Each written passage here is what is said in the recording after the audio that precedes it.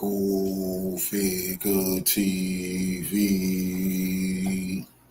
Revolutionary salute. Revolutionary salute. Like, share, subscribe.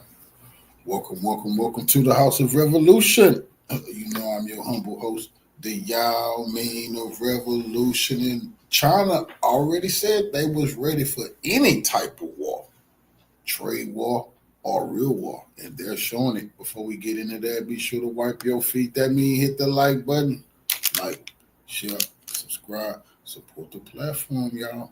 Well, is NATO gonna help Australia, or they just gonna watch? Was about a possible Chinese invasion of Australia. No, too easy, mate. At the time, all these headlines seemed like fiction. Well, China just bullied Australia on their home turf.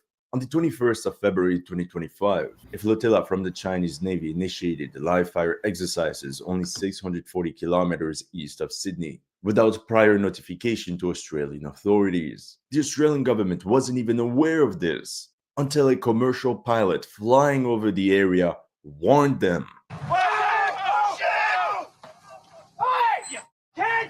And if that wasn't bad enough, the Australian Defence Force came close to losing its entire navy. The New York Times reported, Chinese warships circle Australia and leave it feeling near naked. No spoilers, but that's because this small Chinese task force could have completely outmatched Australia's entire fleet. After all these fireworks, the big booms, these live fire exercises, the Chinese warships simply continued their journey around Australia, as if they were racing for the Tour de l'Australie. But in the process, the Chinese warships also sailed by all of Australia's critical military infrastructure, which they completed by the 10th of March. So in this video, we will analyze how Chinese warships even ended up near Australia, what happened with these live fire exercises, and how the Australian Defence Force came extremely close from a complete military disaster. Welcome to History Legends, and here are the latest news of the Indo-Pacific region. If you're new to this channel, make sure to like and subscribe. As you know, some of my videos have been targeted with limited or no ads. See, China just let NATO and Trump know you can't be everywhere at all times talking shit. So went over here to flex on Australia, let them know you nobody. Quit trying to side with the U.S. in our business, because we can handle you in the U.S. It'll already be too late. So make sure to check out my Patreon or PayPal to keep the show running. Thank you for everyone that has already helped, and welcome to the headquarters. So let's start by talking about why Chinese warships even headed towards Australia. I mean, apart from Australian fitness babes, what could they be looking for? The story starts with the People's Liberation Army Navy flotilla composed of 3 vessels, known as Task Force 107, departing from the Yulin Naval Base and transiting through the South China Sea between January and February 2025. On the 3rd of February, the flotilla entered the Solo Sea from the Mindoro Strait, then exited through the Basilan Strait on the same day, with an average pace of around 18 knots, or the equivalent of 33 kilometers per hour for us Earthlings. Coincidentally, the USS Carl Vinson Carrier Strike Group was trailing behind at a slower pace, averaging at 11 knots. The American Strike Group entered the Sulu Sea through the Balabac Strait on the 5th, and then exited through the Basilan Strait on the 6th. After exiting the Basilan Strait, the PLAN flotilla diverged and formed a pincer around Papua New Guinea, with a destroyer and naval replenishment ship sailing to the north and a frigate to the south. The Australian Defence Force started surveilling these Chinese vessels the moment they sailed towards Australian waters. While all this was going on, a first incident happened between Australia and China. On the 11th of February, near the Chinese-claimed Parcel Islands, a J-16 intercepted an Australian P-8 Poseidon maritime patrol and reconnaissance aircraft and released flares 30 meters in front of the Royal Australian Air Force aircraft. Actually, a similar incident happened in May 2024, when a Chinese J-10 fighter aircraft dropped flares 300 meters in front of a Royal Australian Navy MH-60R Seahawk helicopter over the Yellow Sea. So as you can see, there was already some beef between the two nations, but all these incidents happened relatively close to China. So that's why the PLAN's Task Force 107 converged in the Coral Sea on the 13th of February, and by the 19th reached the closest point to the east of Sydney. Clearly not a threat to the Australian Navy, right? right? Oh my God! Okay, it's happening. Everybody stay calm. What's the Everybody procedure, stay calm. everyone? What's the procedure? That's called freedom of navigation. That's what the U.S. and NATO like to do. So China just repaying Australia. What the hell was you ever doing flying around, playing with us like this? Boy, we will take this little territory you got. Calm! Wait. Everybody calm down! Like we said earlier, the PLAN's task force was composed of 3 vessels. So there was the Type 55 cruiser Tsunyi, equipped with 112 vertical launch system cells capable of firing anti-ship ballistic missiles, cruise missiles, and surface-to-air missiles, with ranges over 1,500 kilometers for the CJ-10 cruise missiles and beyond 500 kilometers for the YJ-18A anti-ship missiles. The Tsunyi provided the task force with advanced air defense, long-range strike capability, and the powerful Type 346B gallium nitride AESA radars for situational awareness. The second one was the Type 54A frigate Hengyang, a versatile escort ship equipped with 32 VLS cells that can fire HQ-16 surface-to-air missiles with a range of approximately 74 kilometers.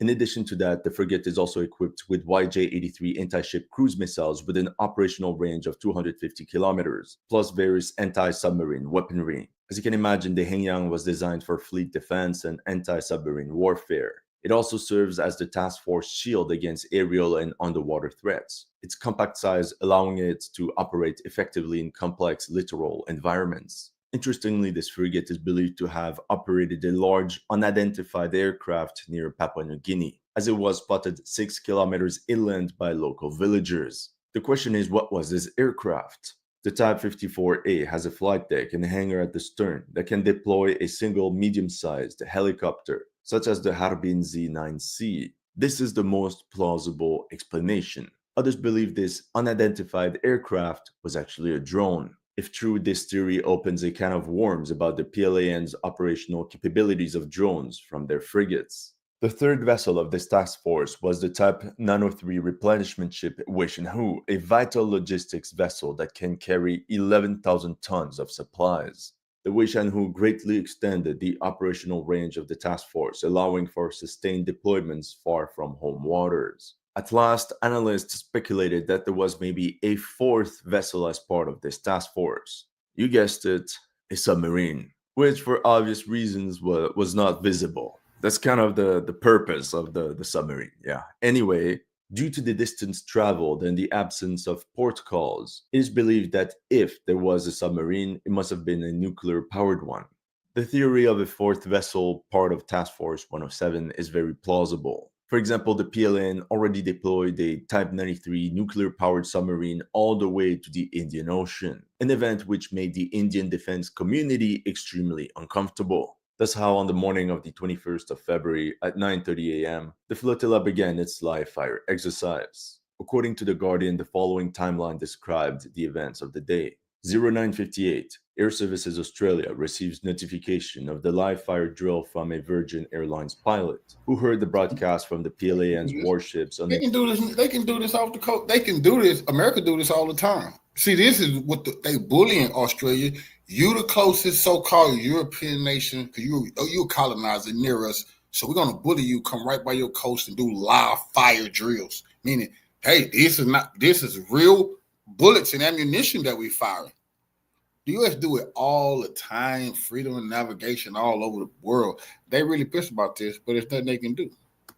an emergency radio channel. 1000, air traffic controller issue a hazard alert. They establish an 18-kilometer exclusion zone around the flotilla, extending to a height of 45,000 feet. 1008, Air Services Australia notifies the Australian Defence Forces Joint Operations Command headquarters about the drill. 1101, the New Zealand Navy, which had been shadowing the Chinese flotilla, informs Australia of the live fire exercise. 1400, exercise ends according to radio transmissions from the flotilla. Unlike what the PLAN does around Taiwan, this time they didn't use missiles. So yeah, they still wanted to provoke Australia, but within reason. And the worst is that all this was legal according to international law. These live fire exercises took place in international waters. We also have documented evidence that during this live fire exercise, the Tsunyi fired her 130mm main gun.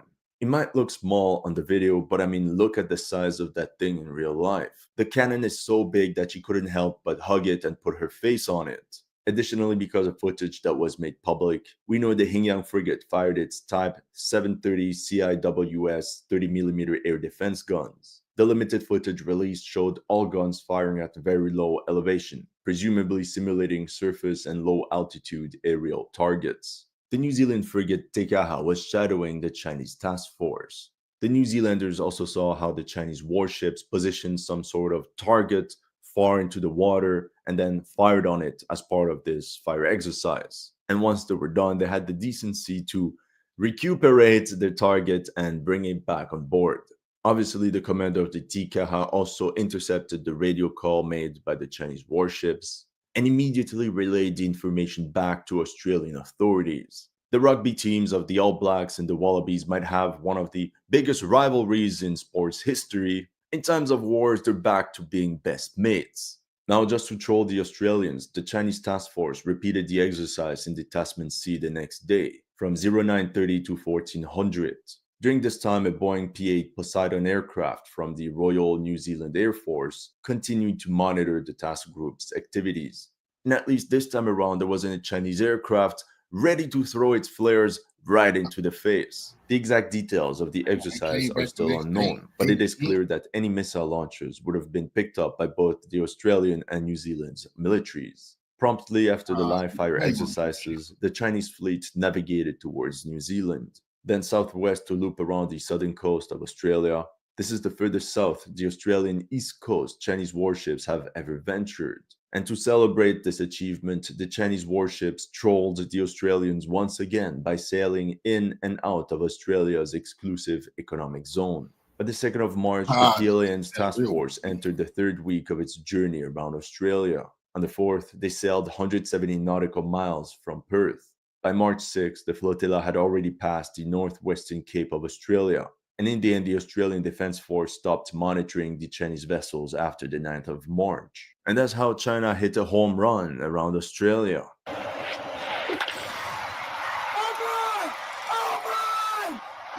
Fuck you! What's important to understand is that although this was the first live fire exercise near Australia, this is not the first time the PLN ventured in the South Pacific. Back in October 2024, two Chinese destroyers, a Type 55 and a Type 52DL, visited Vanuatu. It is not a rare occurrence, as warships of different foreign countries routinely visit the island nation to dock and resupply on long voyages. PLA and auxiliary support ships like hospital ships and diplomatic teams also regularly visit Pacific island nations, especially for disaster relief missions. For example, that's how China delivered supplies and sent specialists to aid Vanuatu after the nation was struck by an earthquake back in December 2024. An action which in itself can be seen as a jab at Australian influence in this region. However, what brought the Chinese Navy to the gates of Sydney and its unique PAWG specimens could be geopolitically considered as a payback. You see, on the 25th of September 2024, a task force sailed through the Taiwan Strait. As you can imagine, it's always very sensitive for Beijing when that happens, since this means potentially hostile warships are located less than 100 kilometers away from the coast of China. This task force was composed of a Japanese Takanami-class destroyer, the JS Sazanami, an Australian Hobart-class destroyer, the HMAS Sydney, and a naval replenishment ship from New Zealand, the HMNZS Aotearoa, a derivation of the Royal Navy's Tide-class tanker. Very strange. Does it ring a bell? The Chinese task force that sailed around Australia was the exact mirror to the one that sailed through the Taiwan Strait. This means China. You had Japan, Australia, and New Zealand doing this nonsense, trying to flex on China on behalf of the U.S. We want the U.S. help. But China didn't go get Russia and North Korea and Iran. No, they went done it. They got themselves. Responded to the provocation with a naval group of the same tonnage and composition to send a clear signal to its Australian and New Zealander friends. Where it gets complicated is that the maneuver through the Taiwan Strait was in itself a response since it was made right after China executed the successful test launch of the DF-31AG ICBM into the Eastern Pacific. Japanese government officials also confirmed that the Japan Maritime Self-Defense Force made the first solo trip through Taiwan Strait in February 2025, after making the first accompanied trip through the strait in September. As you can see, it's a never-ending cycle of responses to previous actions. What we can conclude is that China's gunboat diplomacy can also be seen as part of a greater strategy to expand its influence in the Indo-Pacific and Southern Pacific regions, while testing the response of the Australians, the New Zealanders, and its allies. By doing so, China is also aiming to secure vital trade routes with its key ASEAN partners. What was scary for the Australian Royal Navy is how the small Chinese flotilla could have turned all the Australian warships into attacks right off. The Royal Australian Navy possesses 3 Hobart-class destroyers, each with 48 VLS cells, and 8 Anzac-class frigates, each with 8 VLS cells, for a total of 208 VLS cells for 11 warships. In comparison, the 112 cells of the Type 55 destroyer and the 32 cells on the Type 54 frigate add up to 144 cells. These 2 Chinese warships matched 70% of the firepower of the surface vessels of the Royal Australian Navy. Given that the Australian warships are dispersed around the country and not all of them are operational at any given time, the 2 PLAN warships could have been able to match or even establish a local superiority against the Royal Australian Navy's surface warship fleet. Obviously, if the Chinese flotilla faced the entire Australian Navy at the same time, it would not stand a chance. However, we can't forget that with 40,000 tons, the total tonnage of this Task Force 107 is only 2% of the PLAN's total tonnage. This means China has 50 times more vessels available. With the rapid expansion of the PLAN, Australia and New Zealand should anticipate more frequent visits from Chinese warships in the months and years ahead. What if next time around, China doubles the size of the task force? Then China could have 288 VLS cells versus 208 for Australia. Even if you add New Zealand's 2 Anzac-class frigates, the ratio of forces would be 288 for China versus 224 VLS cells for Australia and New Zealand. And all this at what cost? 4% of the Chinese Navy? It's nothing. Do you realize how crazy that is? 4% of the entire tonnage of the Chinese Navy could force Australia and New Zealand into submission. Given the proximity of the PLAN flotilla to the Australian coast, what's scary is that not only were they lurking on Australian beach babes, but in theory, the PLAN fleet had enough reach to launch strikes against critical military infrastructure located all along the coast. For example, in mid-February, the Chinese task force sailed past Amberley Air Base, west of Brisbane. The air base is used by B-2 stealth bomber task forces in the Indo-Pacific direction, as well as FA-18F Super Hornets and EA-18G Growler electronic warfare aircraft. On the 19th of February, the flotilla arrived east of Sydney. 130 kilometers to the north of Sydney lies the RAAF base Williamtown, which is the primary base for the Australian F-35A stealth fighters, along with the E-7A AWACS aircrafts. Within Sydney is the HMAS Kitable Naval Base, which is a major hub for the Royal Australian Navy surface combatants and amphibious assault ships. The flotilla also made a prompt visit near the coast of Adelaide on the 28th. They could have visited Willie OAM and said, Ni hao ma, but north of Adelaide, you can also find the RAF base Edinburgh, which hosts number 92 Wings P-8 Poseidon Maritime Patrol and anti-submarine warfare aircraft, the same air wing that constantly shows up in the South China Sea to exercise its freedom of navigation. On the 4th of March, the flotilla sailed by Perth. Off the coast of Perth is Garden Island, where the HMAS Stirling Naval Base is situated. According to the Australian Defence Ministers, a base home for Australia's first nuclear-powered submarines, which at this point they may or may not get. Australia currently possesses 6 Collins-class diesel-electric attack submarines, but they are considered to be outdated by many analysts. These submarines are only comparable, if not inferior, to the Chinese Type 39 diesel-electric submarine, which numbers at 35 units, and is the most numerous submarine type in the PLAN's inventory.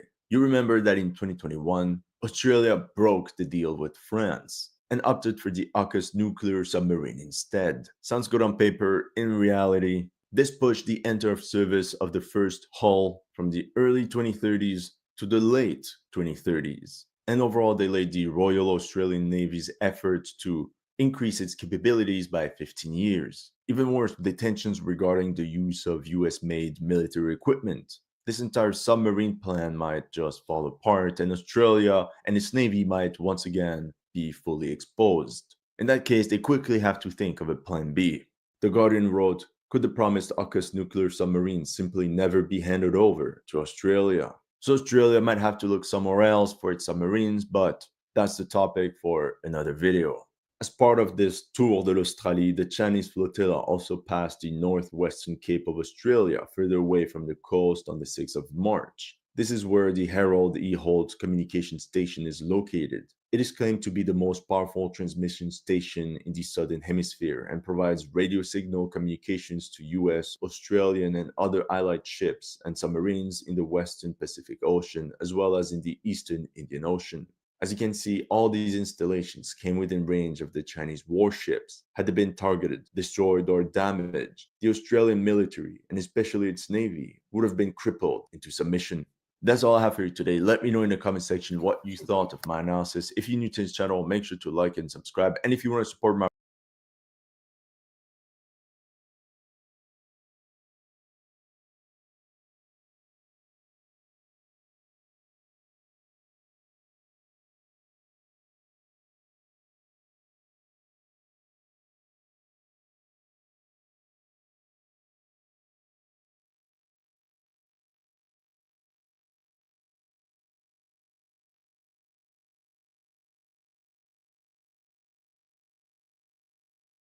China has rapidly increased its missile arsenal. This is a menacing challenge to the United States. Imagine an upcoming serious military crisis. Tensions rise in the Taiwan Strait, and the U.S. Indo-Pacific Command, based in locations like Guam and Japan, would quickly move to deploy forces. But here's the twist. A nation has its missile systems already watching. Within minutes, key runways, fuel depots, and even command centers could be hit. Such is the reality China has mastered, and the U.S. fears it. And Chinese and American officials have met in Washington, D.C. to discuss the challenges both countries face as China's nuclear weapons arsenal continues to grow. Today's episode will uncover how China's arsenal of missiles could easily paralyze the U.S. military in times of conflict.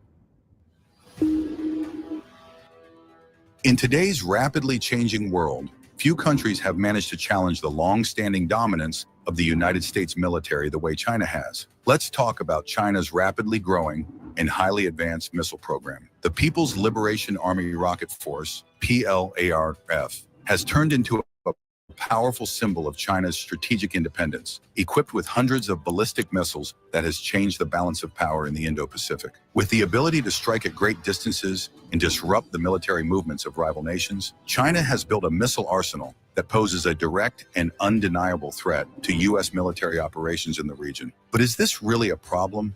Or is it simply China finally standing up to unfair U.S. control of the seas? The United States has for decades taken for granted its unmatched military reach. American warships move freely across oceans, its aircraft patrol global skies, and its bases are scattered across multiple countries. But China, seeing how this unrestricted presence has been used to push political interests in Asia, has acted not with aggression, but with strategy. China's medium and intermediate range ballistic missiles, MRBMs and IRBMs, are not tools of reckless war. They are shields. Currently, the PLARF has an estimated 1,300 Dongfeng series medium-range ballistic missiles. These missiles, designed by the China Aerospace Science and Industry Corporation, vary in range and purpose. Some are built to hit aircraft carriers at sea. Others are meant to target fixed military bases.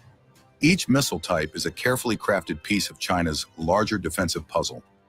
The DF-21D, often referred to as the carrier killer, is especially feared by U.S. naval strategists, as it can threaten American aircraft carriers from over 1,500 kilometers away. This single missile has dramatically changed the way the U.S. Navy must think about future conflicts. But it doesn't stop there. The intermediate range fleet includes powerful systems like the DF-3, DF-4, DF-25, and DF-26. These missiles have ranges between 1,700 kilometers and 5,500 kilometers. The DF-26 stands out in particular, as it is capable of carrying both nuclear and conventional warheads. It's also road mobile, making it hard to detect and destroy.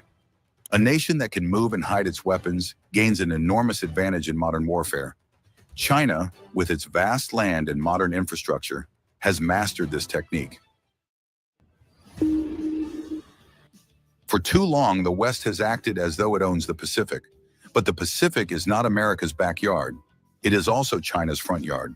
The Taiwan Strait, the South China Sea, the Luzon Strait, these are not faraway lands for Beijing.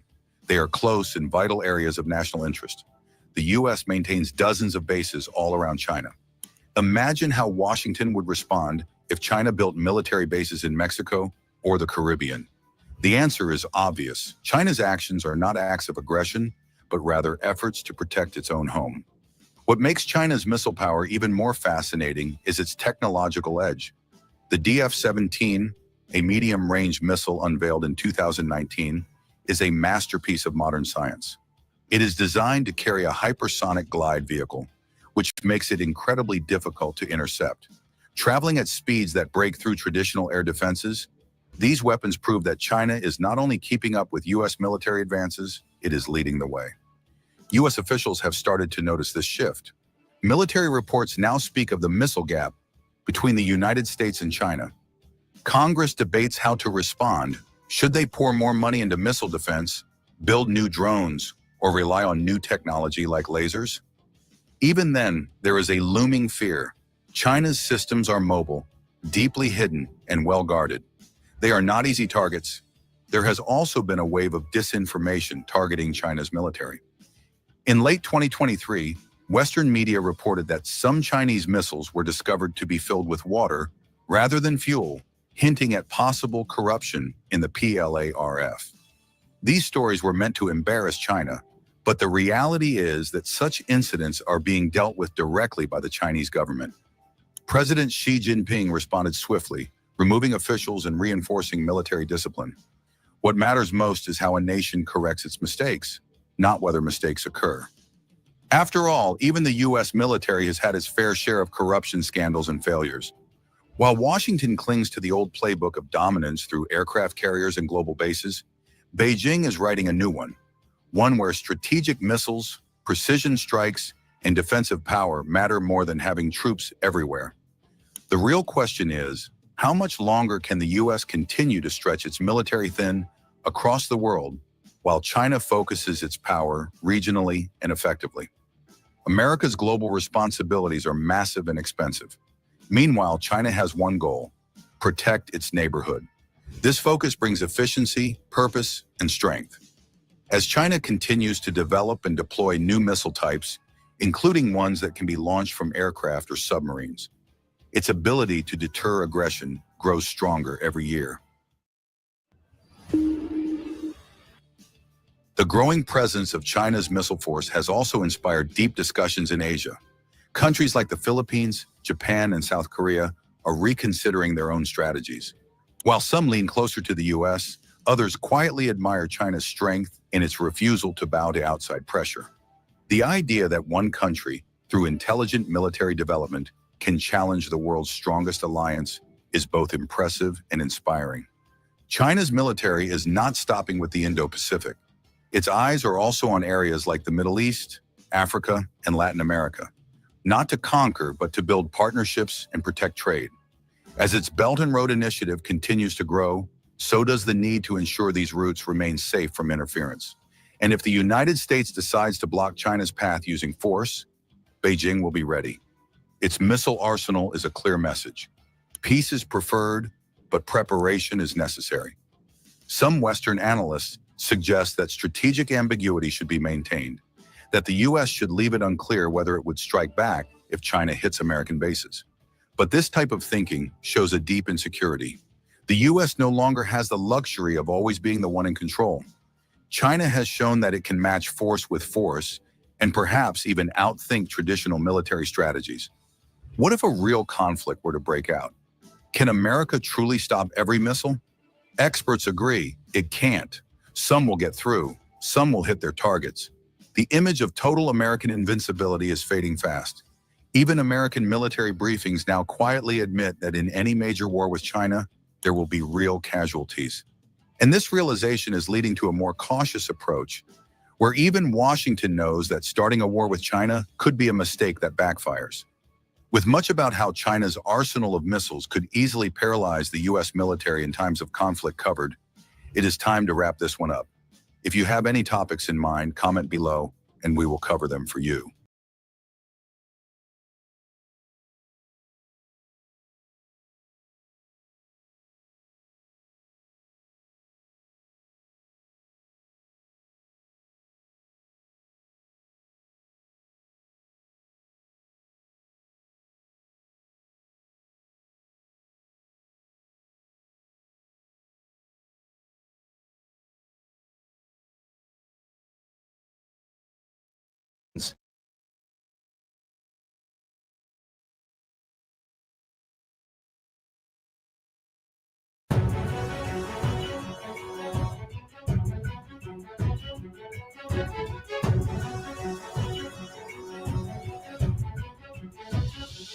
For decades, Egypt has relied on a mix of Western, Russian, and European arms suppliers, balancing relationships with the United States, Russia, and France. In recent years, however, Cairo has increasingly turned to China to diversify its arsenal, driven by both economic considerations and strategic calculations. On a seemingly routine day, the skies over Egypt bore witness to an unusual sight. 5 or 6 Chinese ZNY-20 military transport aircraft touched down, as tracked by open-source intelligence observers and flight data from platforms like Flight Radar 24. This event, unfolding in mid-April 2025, has sparked curiosity and debate among analysts and enthusiasts alike. While the precise nature of the cargo remains undisclosed, the arrival of these massive aircraft signals a deepening of military ties between China and Egypt, raising questions about Beijing's strategic ambitions in a region long shaped by Western and Russian influence. The deployment of the Y-20, a cornerstone of China's growing airlift capability, underscores a broader geopolitical shift, one that could reshape alliances and power dynamics across the Middle East and North Africa. The ZNY-20, officially named Kuanping after a mythical Chinese creature but affectionately dubbed Chubby Girl within China's aviation circles for its wide fuselage, represents a significant achievement for the People's Liberation Army Air Force. Developed by Xi'an Aircraft Industrial Corporation, the Y-20 made its maiden flight in January 2013 and entered service in July 2016, marking China's entry into the elite club of nations capable of producing heavy-lift military transports. With a maximum takeoff weight of approximately 220,000 kilograms 485,000 pounds and a payload capacity of up to 66 metric tons, the Y-20 is designed to carry a wide range of equipment, from tanks and armored vehicles to troops and humanitarian supplies. Its cargo hold, measuring roughly 4 meters tall, can accommodate China's heaviest tanks, such as the Type 99A, or multiple lighter vehicles like the Type 15 tank. The aircraft's range varies depending on its load. It can travel 7,800 kilometers with 40 tons of cargo or 4,500 kilometers with a full payload, making it a versatile platform for long-distance operations. Early models of the Y-20 were powered by Russian-made Soloviev D30 KP2 turbofan engines, but recent variants, designated Y-20B, have transitioned to China's domestically developed Shenyang WS-20 engines. So this is all about chess. Israel is pissed about this. Israel is pissed. They don't want Egypt, none of them people getting no weapons like this from nobody. These engines, producing approximately 28,660 pounds of thrust each, enhance the aircraft's performance, offering improved fuel efficiency and the potential for greater range and payload. The shift to indigenous engines reflects China's broader push for self-reliance in military technology, reducing dependence on foreign suppliers. The Y-20's design incorporates advanced features, including 3D printed components to streamline production and model-based definition techniques to lower manufacturing costs, positioning it as a modern competitor in the global airlift arena. The aircraft's versatility extends beyond cargo transport. Variants like the Y-20U serve as aerial refuelers, extending the range of China's fighter jets, such as the J-20 and J-16, while a prototype airborne early warning and control version, tentatively designated KJ-3000, has been spotted in testing.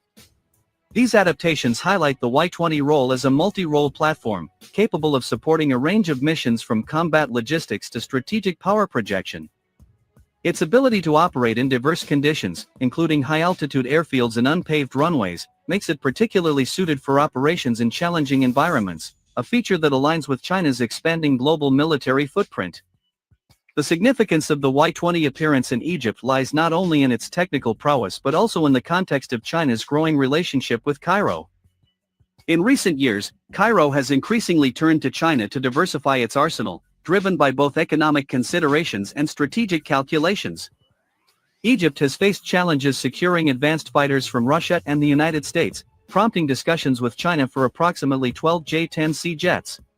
Egypt has also procured Chinese Wing-Long 1D drones, which offer capabilities similar to the American MQ-9 Reaper at a lower cost, further evidencing a deepening partnership.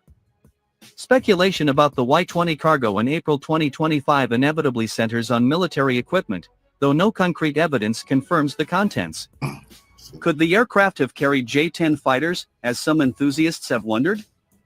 The Y-20 cargo hold is theoretically capable of transporting a disassembled fighter jet, given its dimensions and payload capacity, but such a delivery would be highly unusual and logistically complex. More plausibly, the planes could have delivered drones, missile systems, or ground vehicles, all of which align with Egypt's known procurement patterns. For instance, China's HQ-9 air defense system, a long-range surface-to-air missile platform comparable to Russia's S-300, has been marketed to Middle Eastern nations and could enhance Egypt's defensive capabilities. Alternatively, lighter systems like anti-ship missiles or artillery could fit the Y-20 profile, supporting Egypt's efforts to modernize its forces. Beyond the question of cargo, the Y-20 deployment to Egypt carries broader implications. The aircraft's long-range flight likely exceeding 10,000 kilometers from China demonstrates the PLA Air Force ability to project power far beyond its borders. As noted by Chinese military expert Wang Mingji in a 2024 Xinhua report, such operations test pilots' skills and showcase China's logistical reach, signaling to both allies and rivals that Beijing can sustain operations in distant theaters. This capability mirrors the strategic airlift roles long played by the United States and Russia, whose C-17 and IL-76 have supported global missions for decades. For China, the Y-20 is not merely a tool for transport but a symbol of its ambition to rival these powers, extending its influence into regions where it has historically played a secondary role. The Y-20 first overseas performance at the Egypt International Airshow in 2024, as reported by Global Times, marked a milestone in this evolution, showcasing China's willingness to display its hardware on African soil.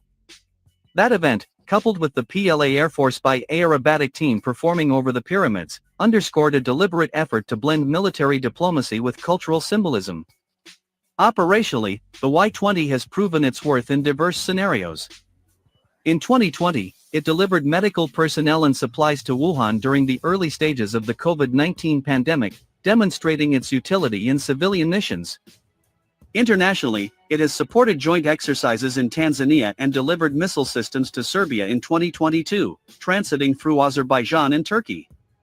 These missions highlight the aircraft's growing role in China's global strategy, from humanitarian aid to arms transfers.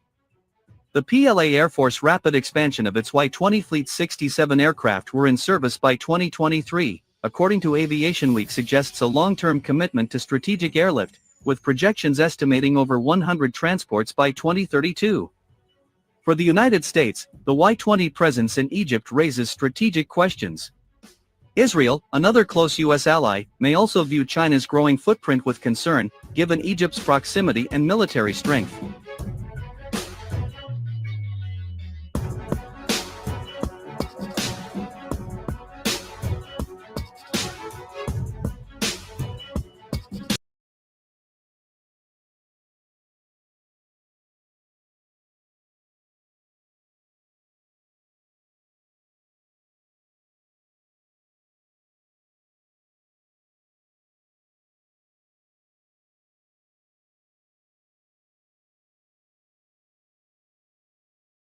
Salute, family.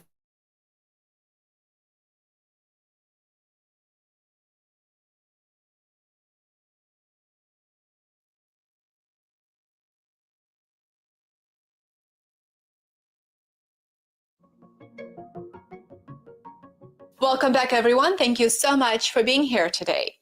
The economic decoupling between the United States and China appears to be underway. Following the escalations in tariff wars, with tariffs rising to the point where they effectively become an embargo, as of April the 18th, China effectively ceased importing liquefied natural gas, LNG, from the United States. For now, the suspension is expected to last 10 weeks. However, with how things are going, if both sides don't reach an agreement, it might be safe to assume that this suspension will be extended. China's imports of liquefied natural gas, LNG, from the United States have varied over the years and mostly depended on such factors such as trade policies and global energy demand. However, China never stopped importing LNG completely before. Well, now it doesn't import at all. Analysts warn the renewed suspension could impact the viability of large LNG infrastructure projects in the United States and in Mexico, particularly those that rely on Chinese investment and long-term contracts. So in other words, potentially this may cost US jobs if the suspension of LNG imports lasts for a long period of time. This is an excellent example of the consequences that a tariff war may lead to. And here's the catch. China managed to swiftly shift toward Russian and Iranian sources. China's ambassador to Russia shared that there are ongoing talks to establish stronger ties with Russian suppliers of LNG. Russia, by the way, has become China's third largest LNG supplier after Australia and Qatar. US LNG accounted for just 6% of China's LNG imports in 2024 last year, which appears to be relatively easy to replace. Over the past 5 years, the United States has significantly increased its liquefied natural gas exports to China. Here are the approximate annual export figures in million cubic feet. As you can see, volumes have been trending up during the past decade.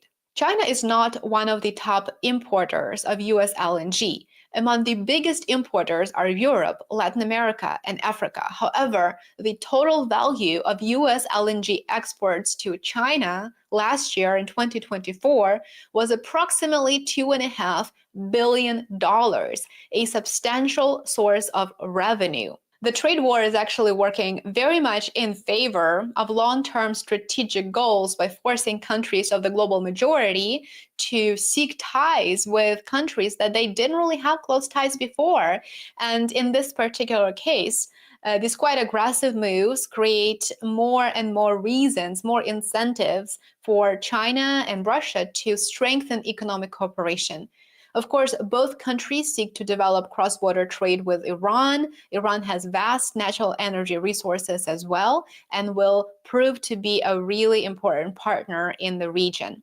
Chinese buyers are diverting their US LNG contracts to Europe and are increasingly sourcing LNG from other regions, including Australia and the Middle East.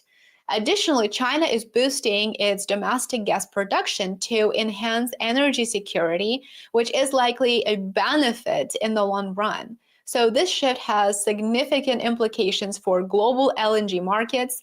European buyers are capitalizing, of course, on the situation by purchasing more LNG from the United States that would have otherwise been delivered to China.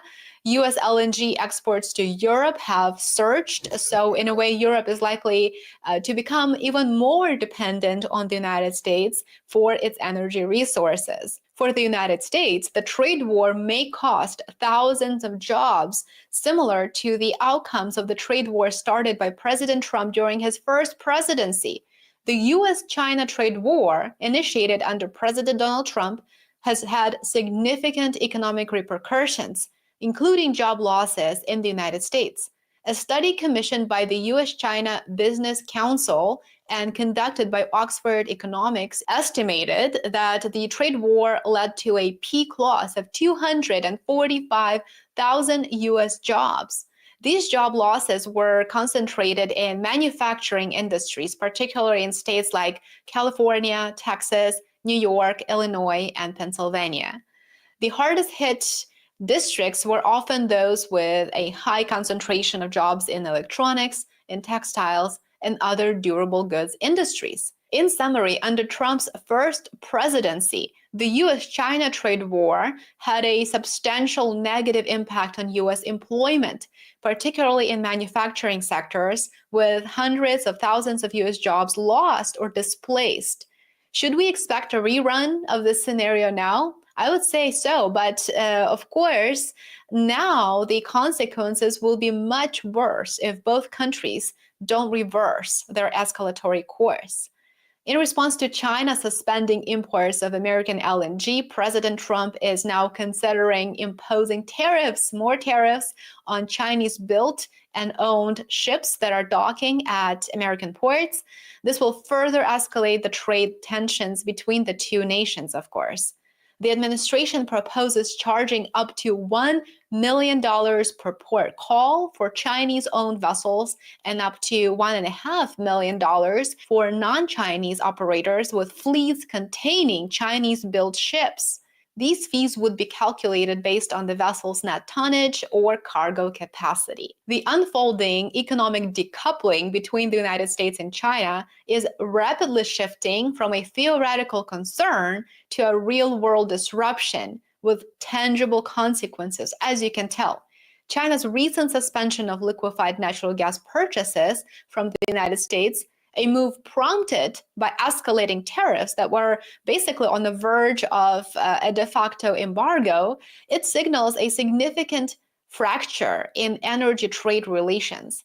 The suspension points to China's growing ability to pivot swiftly toward alternative suppliers like Russia, Iran, Australia, and Qatar. This flexibility underscores the limited strategic leverage that the United States holds in LNG exports to China, which accounts for only 6% of China's total LNG imports. So clearly, China is not in a losing position here.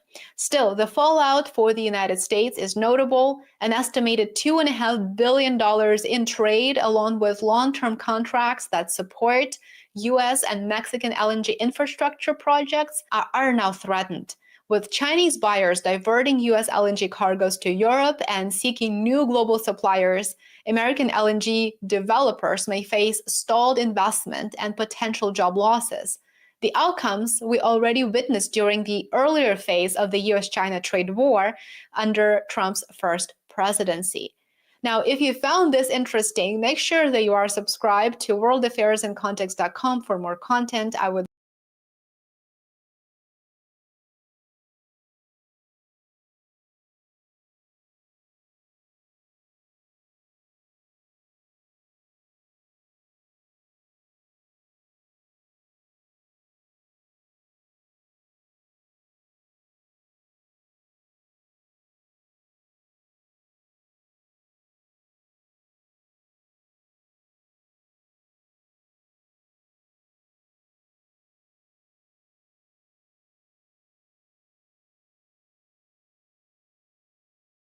stop whining and the United States rulers to stop whining over imbalanced trade. Trump put in a memo that there are 245% tariffs in total on some imports like Chinese electric vehicles, for example. But this has backfired in an intense way on the global economy, on the US's economy, and also on the US's geopolitical position worldwide.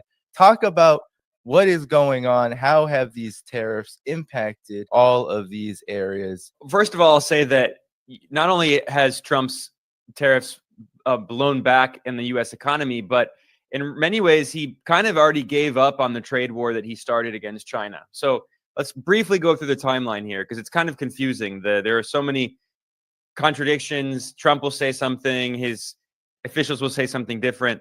So on the 2nd of April, Trump declared tariffs on countries all around the world on so-called Liberation Day. He held up this big chart and he claimed that his tariffs were reciprocal, which is not true. It's actually false. The tariffs were based on other countries' trade surplus with the U.S. trade deficit. So they were not based on the tariffs that other countries charged the U.S. This is why Trump put 50% tariffs on tiny countries like the African nation of Lesotho, and he put tariffs on this uninhabited island where there are only penguins. And he also threatened tariffs of 46% on Vietnam, which is a major trading partner of the US, a major producer of electronics and other goods. That was on the 2nd. And then what happened after that is Trump issued a pause on the 9th, a pause for 90 days. And this came after a variety of problems in the US, especially a crisis in the US bond market, which really concerned the Trump administration, because if the yields on US Treasury securities, which is US government debt, you know, bonds, bills, and notes, when the US government borrows money, it sells those securities in auctions, and investors demand some kind of interest rate, some kind of yield, and the yield shot up at a time when the stock market was crashing, which is a sign of severe crisis in the US economy. And Trump blinked. He got really scared. He was watching Fox News. The Wall Street Journal reported that Trump, you know, he regularly watches Fox News, and he saw Jamie Dimon, who's the billionaire CEO of JP Morgan Chase, which is the largest bank in the US. And Jamie Dimon warned that this would cause a severe recession or even a depression in the US. Trump got scared. He also was being pressured by many of the billionaires around him, like Elon Musk, and also Tim Cook, the CEO of Apple, and Bill Ackman, the billionaire hedge fund manager. They were all pressuring Trump. Bill Ackman, the billionaire hedge fund manager, asked for Trump to issue a 90-day pause, and that's exactly what he did. So we see that, you know, Trump's real constituency are these billionaire oligarchs. And then what happened is so he issued a 90-day pause except for China. And every few days, Trump keeps boosting the tariffs on China to a cartoonish level, because once you get over a certain amount, it's just symbolic. I mean, once you have tariffs of like over 50, 70, 100%, most trade is going to decline. Right. There's no trade. There are only a few very specific things that no other country can produce.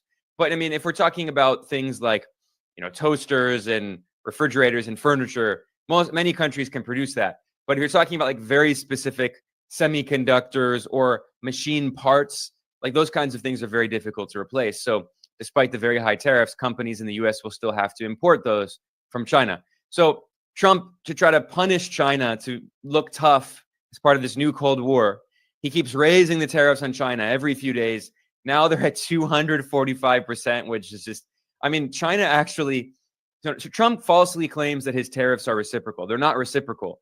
Reciprocal would mean that China charges supposedly 43% tariffs on US goods. It's not true. China has a large trade surplus with the US because the US is deindustrialized and doesn't produce that much other than oil and gas and crappy Marvel movies and, you know, guns. So China doesn't buy that much from the US. It buys soybeans, oil, and gas. So the US has a large trade deficit with China. So Trump claims that China has tariffs that are equivalent to the trade surplus that it has, which are not, it's not actually true. So then Trump put those tariffs on China, and then China actually responded with real reciprocal tariffs. So Trump's tariffs were unilateral. China responded with equal levels of tariffs. So then every time China did that, Trump added more tariffs and more tariffs. And then eventually the Chinese government released a statement saying, we're not going to increase the tariffs because at this point it's meaningless. I mean, they're just adding numbers, but it's not going to meaningfully change trade. So we're at this point where now tariffs are 245% on China. However, that was the first week. Something changed on the 11th, which didn't get a lot of attention because Trump quietly issued an executive order that made it clear that there were exceptions for the most important products that China exports to the US, which are cell phones, computers, semiconductors, and other electronics. Now, Trump claimed on his Twitter copy website, he claimed that there are no exceptions. He said the fake news media was misrepresenting it. If you go to the White House and you read the executive order, it says exceptions in the title. It says exceptions in the text. They were exceptions. What Trump said is, well, they're not completely exempt from tariffs, but instead of being charged 145% or 245% now, they're charged 20%. But still, that is a major step back, and it's an implicit acknowledgement of defeat. After 9 days of this trade war, Trump essentially acknowledged that it failed because the US economy cannot go a week without these very important electronics products produced in China, including, again, think about how important cell phones are to the modern economy. We could not, the US economy would crash, and most countries in the world would crash if overnight magically cell phones stop working. I mean, think about everything is built around this digital infrastructure. Computers, I mean, give me a break. The computer is probably the most important technology in the world today. And then semiconductors. Every computer, every phone, all these electronics products have lots of chips in them. They're very important for the modern economy.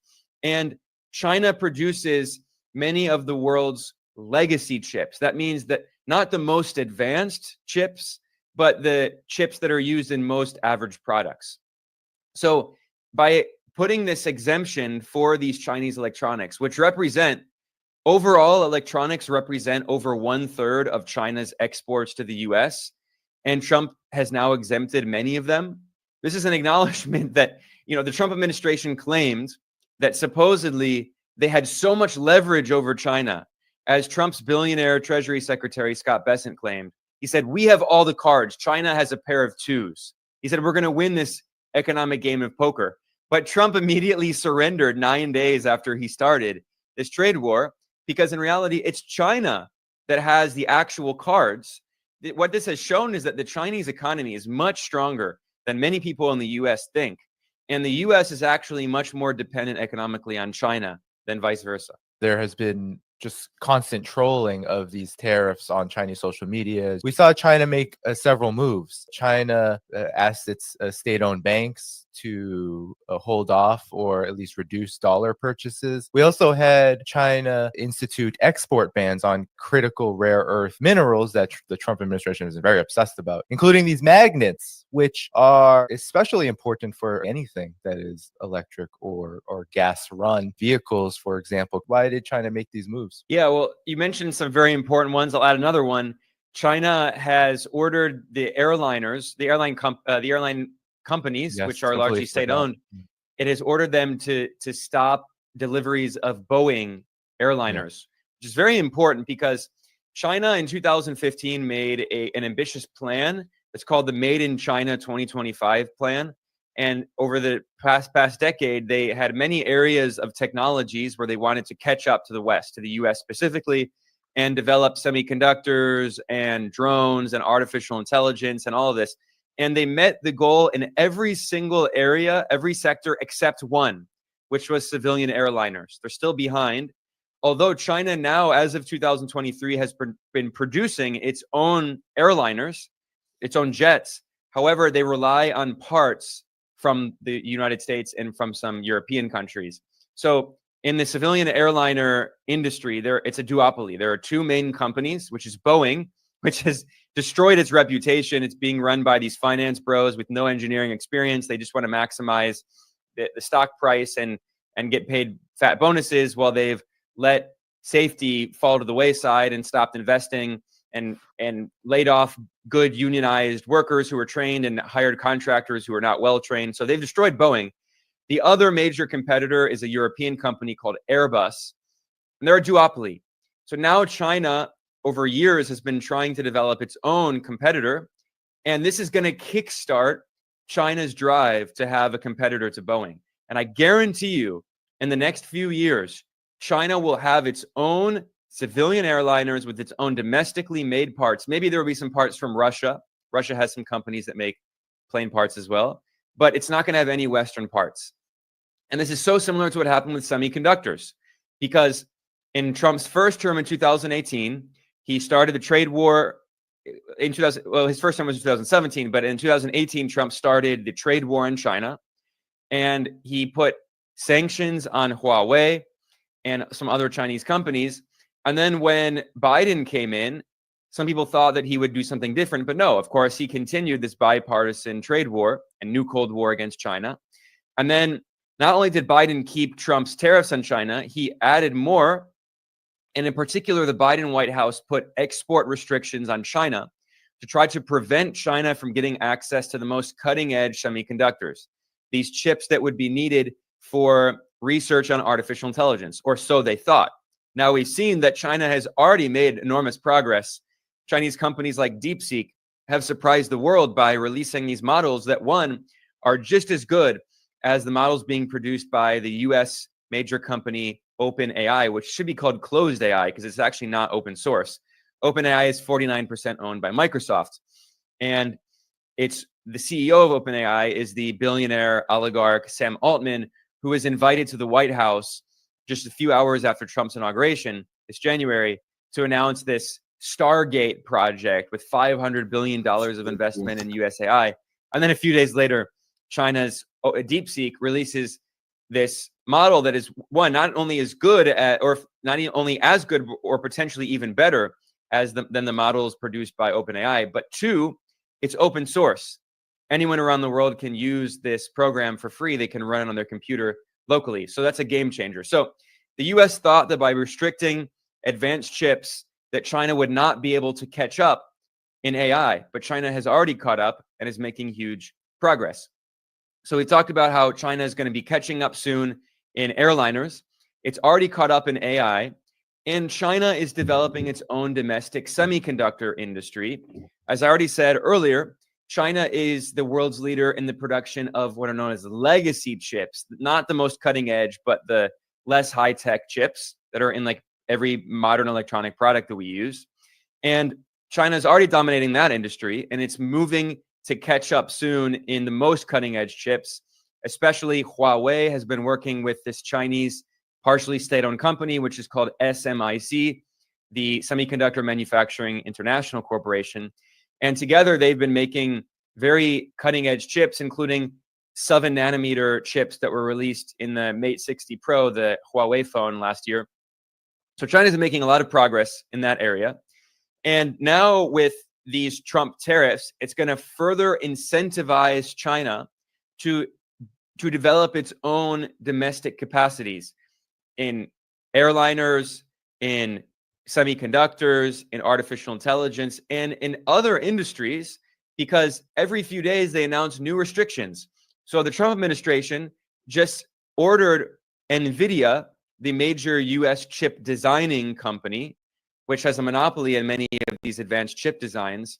The Trump White House ordered them to stop shipping certain chips to China. So they keep expanding the dragnet, and they expect that China can't respond. But as you acknowledge, China has responded in several ways. So let's talk briefly about rare earth elements.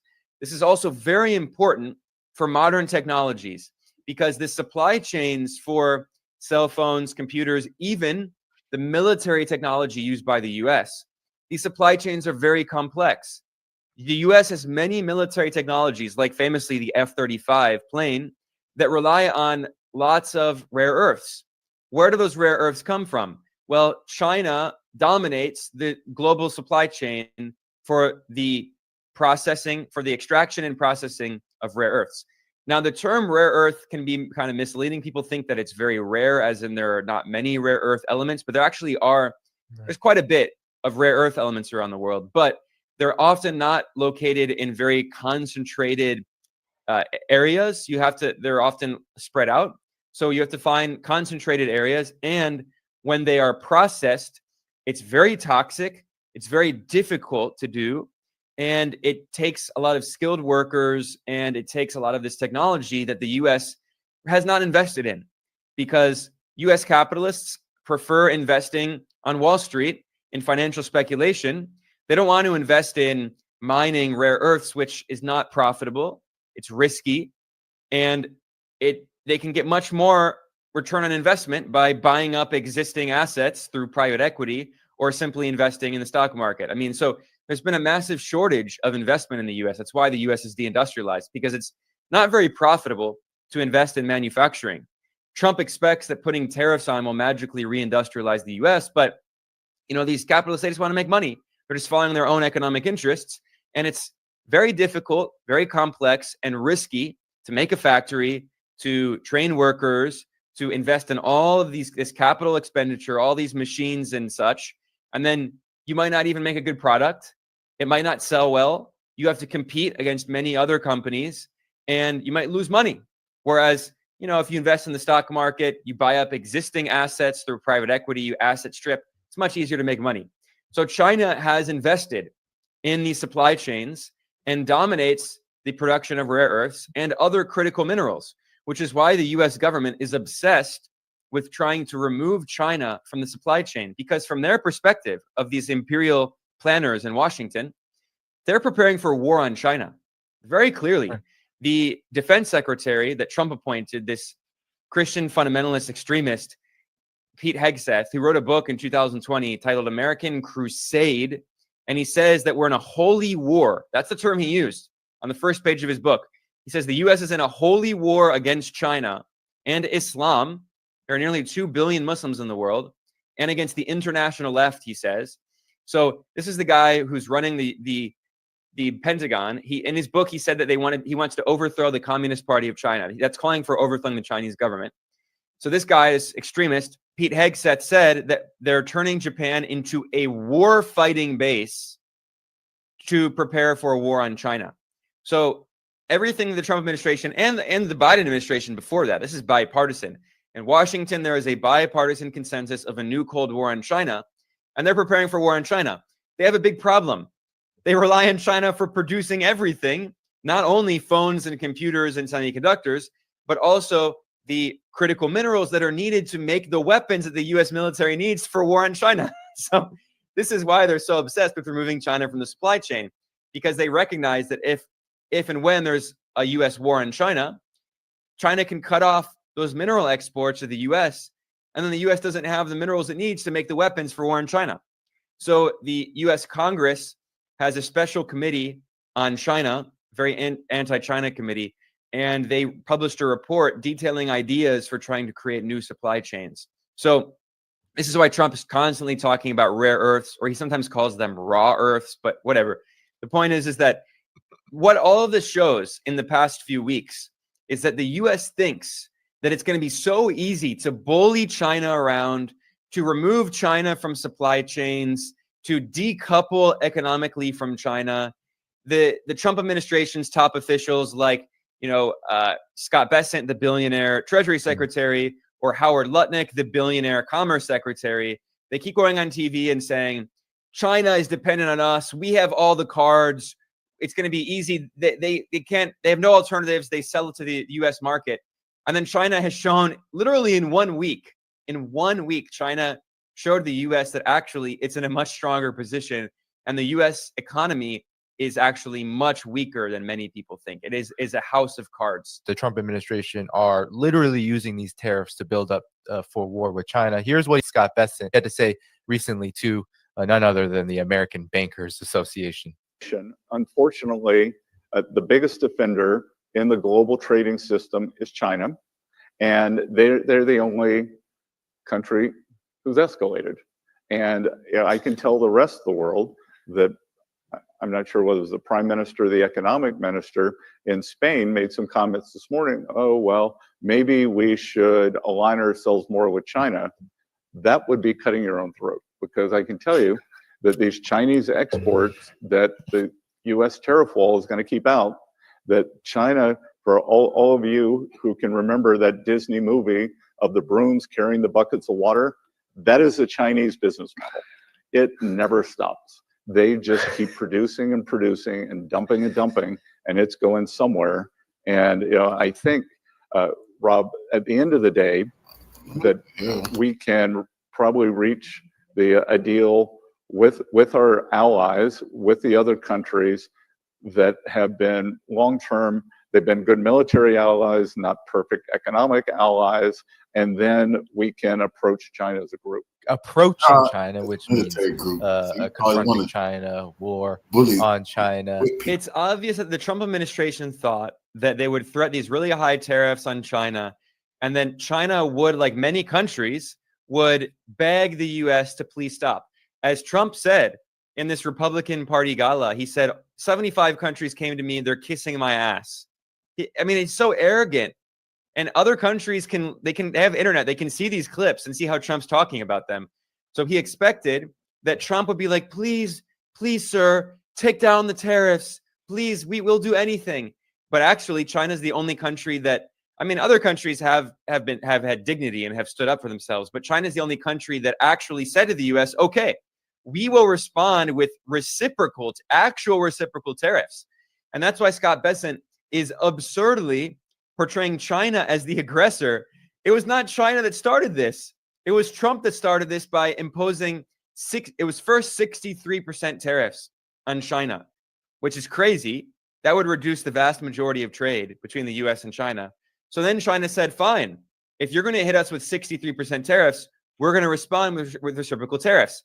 And every time China responds, Trump hits it with more. I mean, it's so similar to the portrayal of Israel, right? Israel kills Palestinians, occupies them, imposes a siege on Gaza for 2 decades. And then when Palestinians fight back, when little kids throw rocks at the soldiers occupying their country illegally, then the Western corporate media says the Palestinians started it. And then Israel attacks more, and Israel says it's self-defense, even though Israel is the one that started it. I mean, this is the strategy of imperialists throughout history, of colonialists. They attack an indigenous people, and then the people fight back in self-defense, and then the colonialists say, we have to defend ourselves, and we are the ones who are actually on the good side, and then the indigenous people are supposedly the aggressors. This is exactly how the U.S. is treating China. The U.S. started this aggressive trade war against China. China responds proportionally, and then the U.S. keeps ratcheting it up. And so Scott Bessent says that he wants other countries to come with the U.S. together in a group in order to isolate China. This has been the U.S. strategy for years. What is the U.S. going to offer these countries, especially after the Trump administration has been isolating itself from Europe? I mean, honestly, I think this is good for Europe. I think Europe should pursue an independent foreign policy. The more that it has subordinated itself to the United States, the more it has hurt the European economy. You see, European economies are in stagnation. Several were in recession. They have also deindustrialized and financialized. This Atlanticist model of financializing the economy and integrating all of Europe into Wall Street and Silicon Valley has been bad for Europe. What are the European technology applications that they have? They're entirely dependent on the United States. They use US social media companies. They use Google. They use Amazon. Europe should become a more independent pole in this multipolar world. That's a good thing. But the Trump administration is pushing Europe away, but then they expect Europe to come with the US together in a group against China. I mean, but as Scott Bessent acknowledged, Spain is trying to play this role right now in Europe of trying to improve its relations with China. Now, I have little to no confidence in the leadership of Europe, especially these warmongering Atlanticists like Ursula von der Leyen. I don't think that she is going to really improve relations with China. But there are some people who are a little more independently minded, especially France has always had a little more kind of a nationalist foreign policy. And Macron, he sees himself as a kind of de Gaulle figure. He's not a de Gaulle, but he sometimes says we want to be more independent. We want strategic autonomy. We want to improve relations with China. So this is an opportunity for, at the very least, I don't expect the EU to become like allies with China. It's not going to happen, but to at least pursue a more independent foreign and economic policy, which would be good for Europe. So the Trump administration has this totally contradictory policy. They expect everyone to come together with them against China, while the U.S. is actually attacking these countries that have historically been U.S. allies and vassal states, which is why even South Korea and Japan, which remain militarily occupied by the U.S. and have been for decades, even they are having negotiations with China, trying to improve their relations with China. It also helps that China is the largest trading partner of Japan and South Korea. Now, as for Scott Bessent's talking point that Europe should be careful about trading with China because China, he made this comparison to that Disney movie, I guess it's Fantasia, and he says China keeps producing. I mean, this is ridiculous in many ways because the idea of trade is that one country cannot produce everything. And well, China is basically a continent. I mean, China basically does produce everything because it has 1.4 billion people. But Spain, he mentioned Spain. Spain's not a very big country. Spain can't produce everything. So the idea is that Spain will trade and export things to China that China wants, and it'll buy things from China that it can't produce because it's a small country. It's not a continent like China or a subcontinent. So he says this is going to be bad for Spain and Europe, but no, not necessarily if they have trade relationships that are complementary.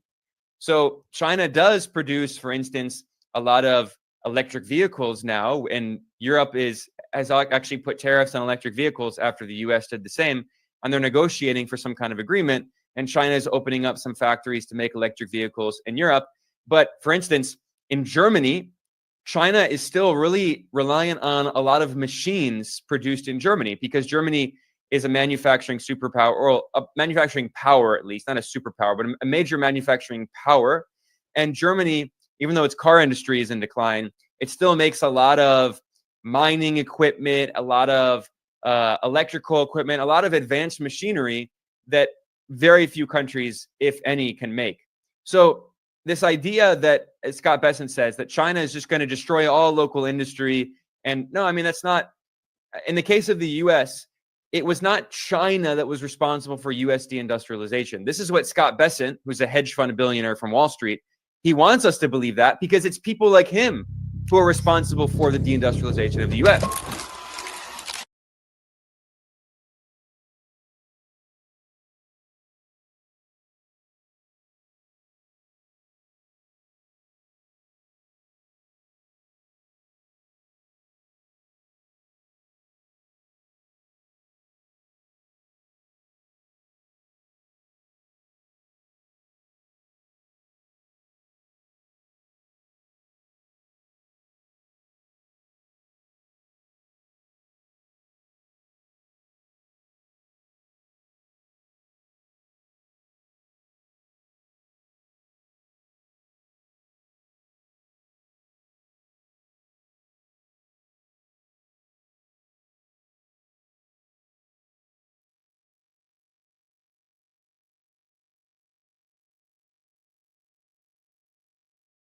For over the past few decades, 20 to 40 years, in fact, every time there was a crisis, a lot of money actually flowed to US markets. It went into US bonds primarily. However, right now, we are seeing a big repudiation of US debt. A lot of countries, a lot of investors, they are saying, we just don't trust the situation that the US economy is going to. The trade projections, the trajectory of the entire economy under Trump is very unstable. So right now, we are seeing a global flight of safety away from the United States, which is very unprecedented. Well, everybody, I'm really honored to welcome back into the studio Mr. Sean Fu. Sean, thank you so much for joining us again here on Real Talk. Hey, anytime, man. We're going to jump right into it because I want to talk about tariffs. We are in the middle of a global trade war. I put on the title there, the global financial crisis, because I do think this is going to affect many, many countries, basically every country around the world. Sean, kind of give us a little update on what you're feeling right now. We're middle of April. We've just, it's actually very hard for us YouTubers because it's every day, it's just changing, right? Donald Trump is flip-flopping back and forth. Give us a little bit of, your opinion over the last couple of weeks. Well, I think over the last couple of weeks, there's been quite a bit of haphazard trade policy coming out from the Trump administration, right? We have seen a lot of flip-flop going on. We have seen a lot of destruction in the financial markets, and the very fabric of the US economy and the global financial system is unraveling as we speak. One of the biggest indicators out there is just the price of gold. It has gone ballistic. It has gone from like 3,000 all the way to 3,200, which kind of shows that a lot of the ideas of financial safety, I'll put my money in the US economy, the US markets, all those are starting to get challenged. A lot of money is flowing into other safe havens, into the euro, into gold, into other areas, and that really shouldn't be the case. For over the past few decades, 20 to 40 years, in fact, every time there was a crisis, even if it was manufactured, for example, in 2008, the Great Mortgage Collapse, it was so-called engineered by Wall Street in the United States. But even when that happened, a lot of money actually flowed to US markets. It went into US bonds primarily. However, right now, we are seeing a big repudiation of US debt. A lot of countries, a lot of investors, they are saying, we just don't trust the situation that the US economy is going to. The trade projections, the trajectory of the entire economy under Trump is very unstable. So right now, we are seeing a global flight of safety away from the United States, which is very unprecedented. Yeah, I think you're spot on, Sean. And I think what's very interesting, Actually, I saw a graph earlier this week that was phenomenal. It was actually showing the amount of decline in European tourist visits to the United States, and it's basically across the board. Every single European country, is down 30 to 40% as far as their tourism to the United States. And I had a close business partner of mine that he's based in Norway. He is a manufacturer. We actually did an amazing YouTube video where he owns a factory in China, and he said he's back in Norway, and he said I can confirm that, Cyrus. All of my friends here in Europe, basically everybody has said we've lost trust in the United States for the first time in our lives. And not only that, but we have no interest to visit the United States anytime for the next 4 years. So obviously a very direct shot at Donald Trump right now. Sean, what are you thinking, specifically with these tariffs? Because, I think, that's one thing that I've noticed is that the trust has been eroded, and that's going to take a long time for the United States to get back. This is not something that Trump can just flip back on and say, oops, my bad. Let's just start over again. There's this volatility has, really caused a lot of chaos to the markets.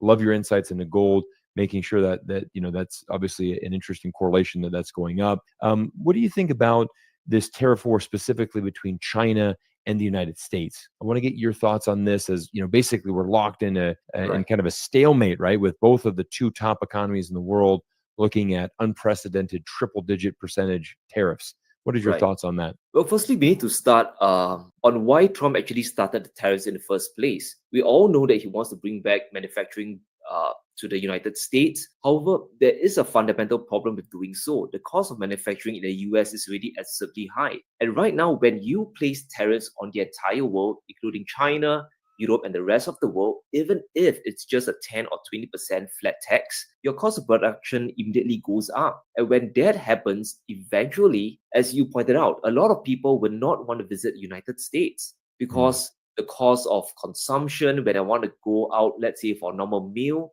in New York City, it was around $100 back then when I went in 2011. It's probably going to cost $200 easily.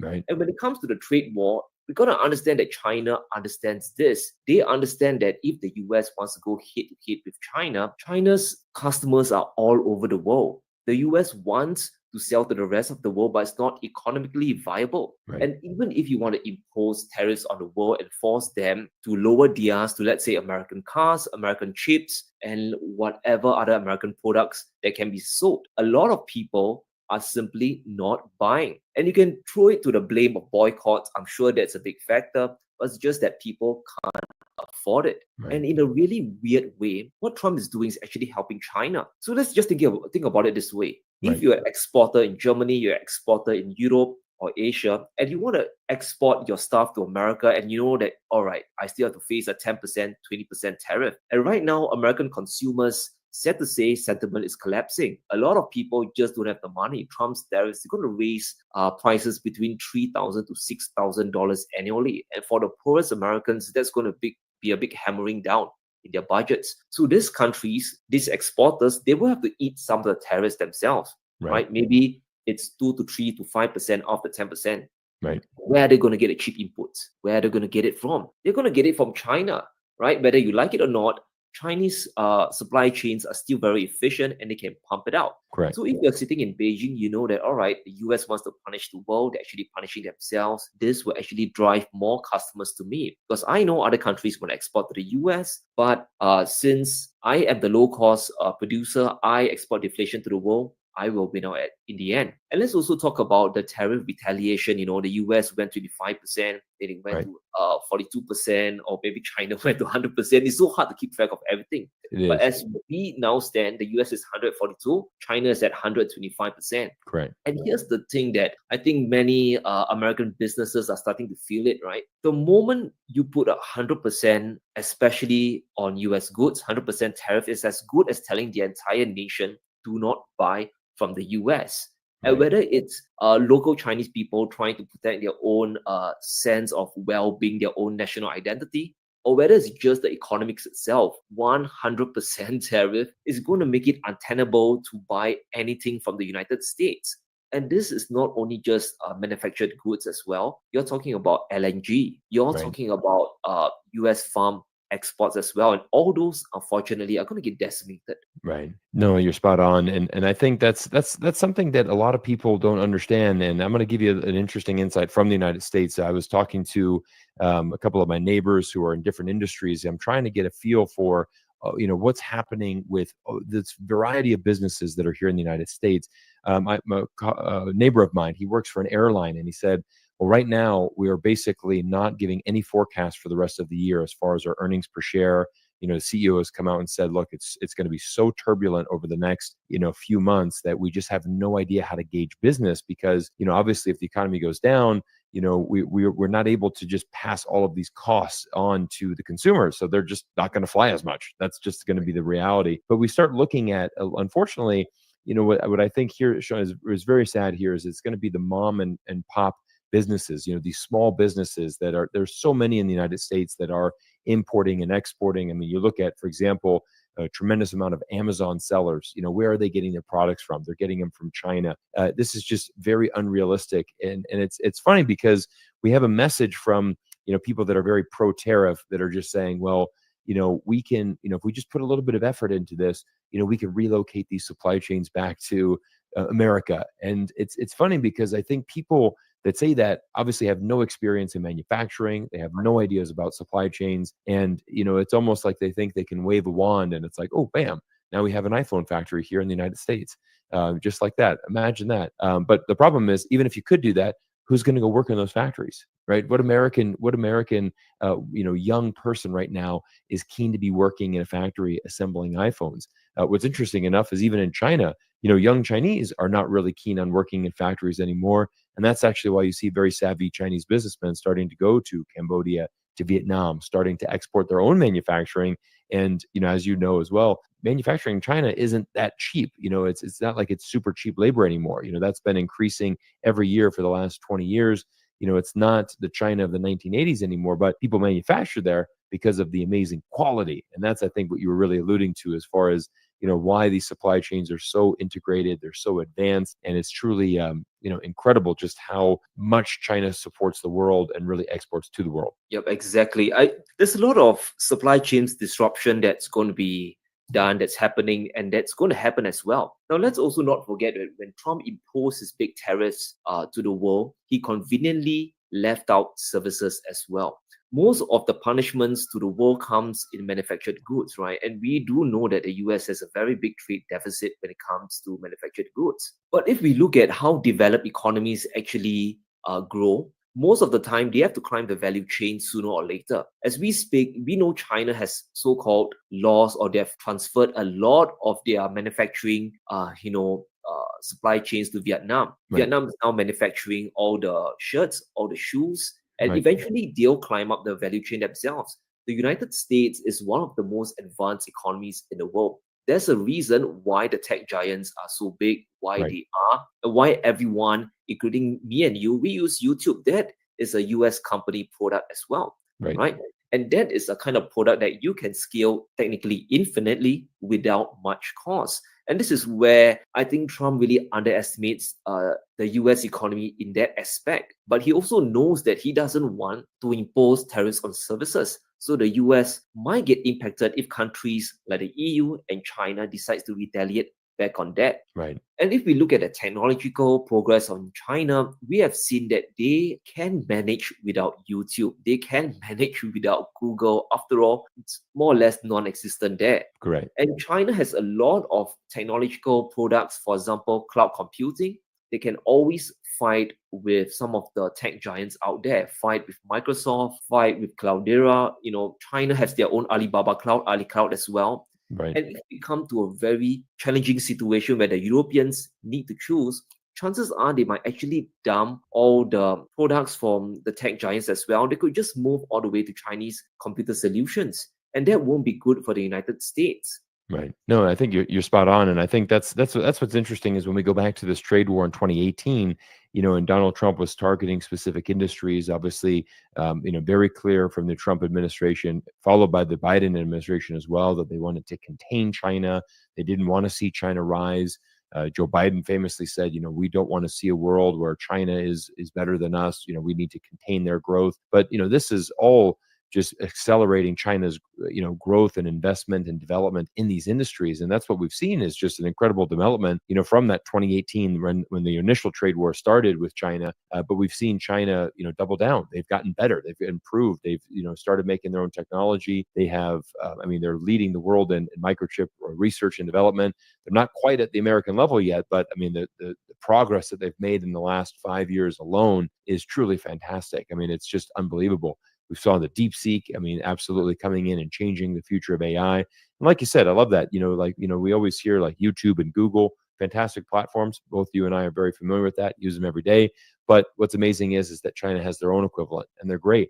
And I think what we're seeing right now, I like that you brought in the European angle as well, is I think if we have Europeans, again, looking at that graph and seeing how many Europeans are now losing trust in the United States, not wanting to go, I think you're going to start to see them start to pivot as well and really start to do more business with China. We've seen, for example, the German foreign minister of trade came out and said, if we are involved in a tariff war, there's one place that we can pivot, and that would be to actually get closer with China and increase our trade with China. And I think that's a big loss for the United States, because so much of this problem is just a self-inflicted wound. Would you agree with that, John, that this is just really just a unprecedented, different financial crisis, because there's not an event that's really causing this other than just the policies of the president? Right, exactly. I think you calling it a self-inflicted wound is a very apt description about it, right? Now, what Trump wants to do technically is not wrong. He wants to bring back some manufacturing to the US. He wants to lower the budget deficit. He wants to make Americans more prosperous. He wants, generally to reduce the homelessness rate and reduce poverty as well. However, he's going about it too fast and furious. He's trying to reverse 40 to 50 years of mistakes into just 4 to 5 months. Or even 4 to 5 years. This is impossible. There's a lot of things that are broken with the American system that needs fixing. For example, you could always go back and fix the budget deficits first. It's not inconceivable to really lower down your expenditures from $1.9 trillion that you have to borrow, slowly reduce it down. And the way to really fight a tariff war, in my opinion, let's say you want to go head-to-head with China, it's not to use all these protectionist measures, it's to really build up the education base that you have in your own country, is to go out to the world, not be protectionist, go out to the world and carve very good trade deals with them, go out like China, go to areas in Africa, build up their communities, build up the mines, and over time, over decades, then you'll be able to secure some supply chains in a long-lasting way. Then to go out there and try to tell Denmark that Greenland is ours. No, this kind of so-called hostile words isn't really very good for United States. And speaking of the budget deficits, when you are trying to wage so-called an economic confrontation with China, it's also very important on how you spend it as well, right? China, as we all know, has a $1 trillion trade surplus, and they're going to continue subsidizing their economies, their industries. It's just how the world has evolved into. That's why when we look at Biden's semiconductor approach with China, one half of it is good, one half of it is terrible. Now, the terrible part is splitting the world into different tiers, right? Tier 1, Tier 2, Tier 3. Only Tier 1 countries will give you chips. That really reeks of some kind of weird colonialism in a sense. However, the other part makes sense. You give countries incentives, you give your companies subsidies to actually lower the cost of production, so as to kickstart the economic engine. So in a sense, the US is really pulling on both ends of the spectrum, and it seems to be very bifurcated as we go on. Oh yeah, absolutely. Couldn't agree more. And I think there's a lot of misunderstanding with Trump's delivery, because obviously Americans, I'm amazed by this, Sean, but when I talk to Americans, it's incredible how the vast majority of Americans don't understand what a tariff is. They have no idea how these work. They have very little understanding of how the economics, but yet they've been fed this propaganda from Donald Trump and his administration, for example, that this trade imbalance, right? This trade surplus is actually a huge threat. And there's actually an interesting tweet I've got here from Peter Schiff. I'm just going to read this out.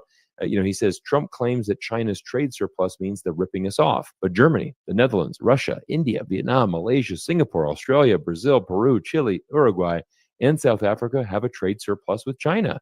Therefore, these countries are ripping off China. So, it's such an interesting tweet, because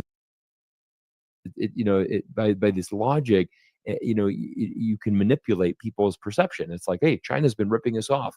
They've been ripping us off. But again, we have to go back to the basics. Like you said, it's many American companies going to China for not just 4 or 5 years, but for decades, right? This is something that has been built up for 40, 50 years. Look at Apple, for example. I love to use the iPhone comparison because I've seen some amazing claims from people saying that, we could easily build iPhones inside the United States. And then you see some articles that say, yes, if we actually manufactured an iPhone 100%, all the parts, manufacturing, everything from A to Z in America, it would cost over $30,000 because we just don't have the supply chains. We don't have the parts. We don't have the materials, the raw materials. We don't have the tooling engineers. So that's how much an iPhone would cost. And that's not a typo or an exaggeration.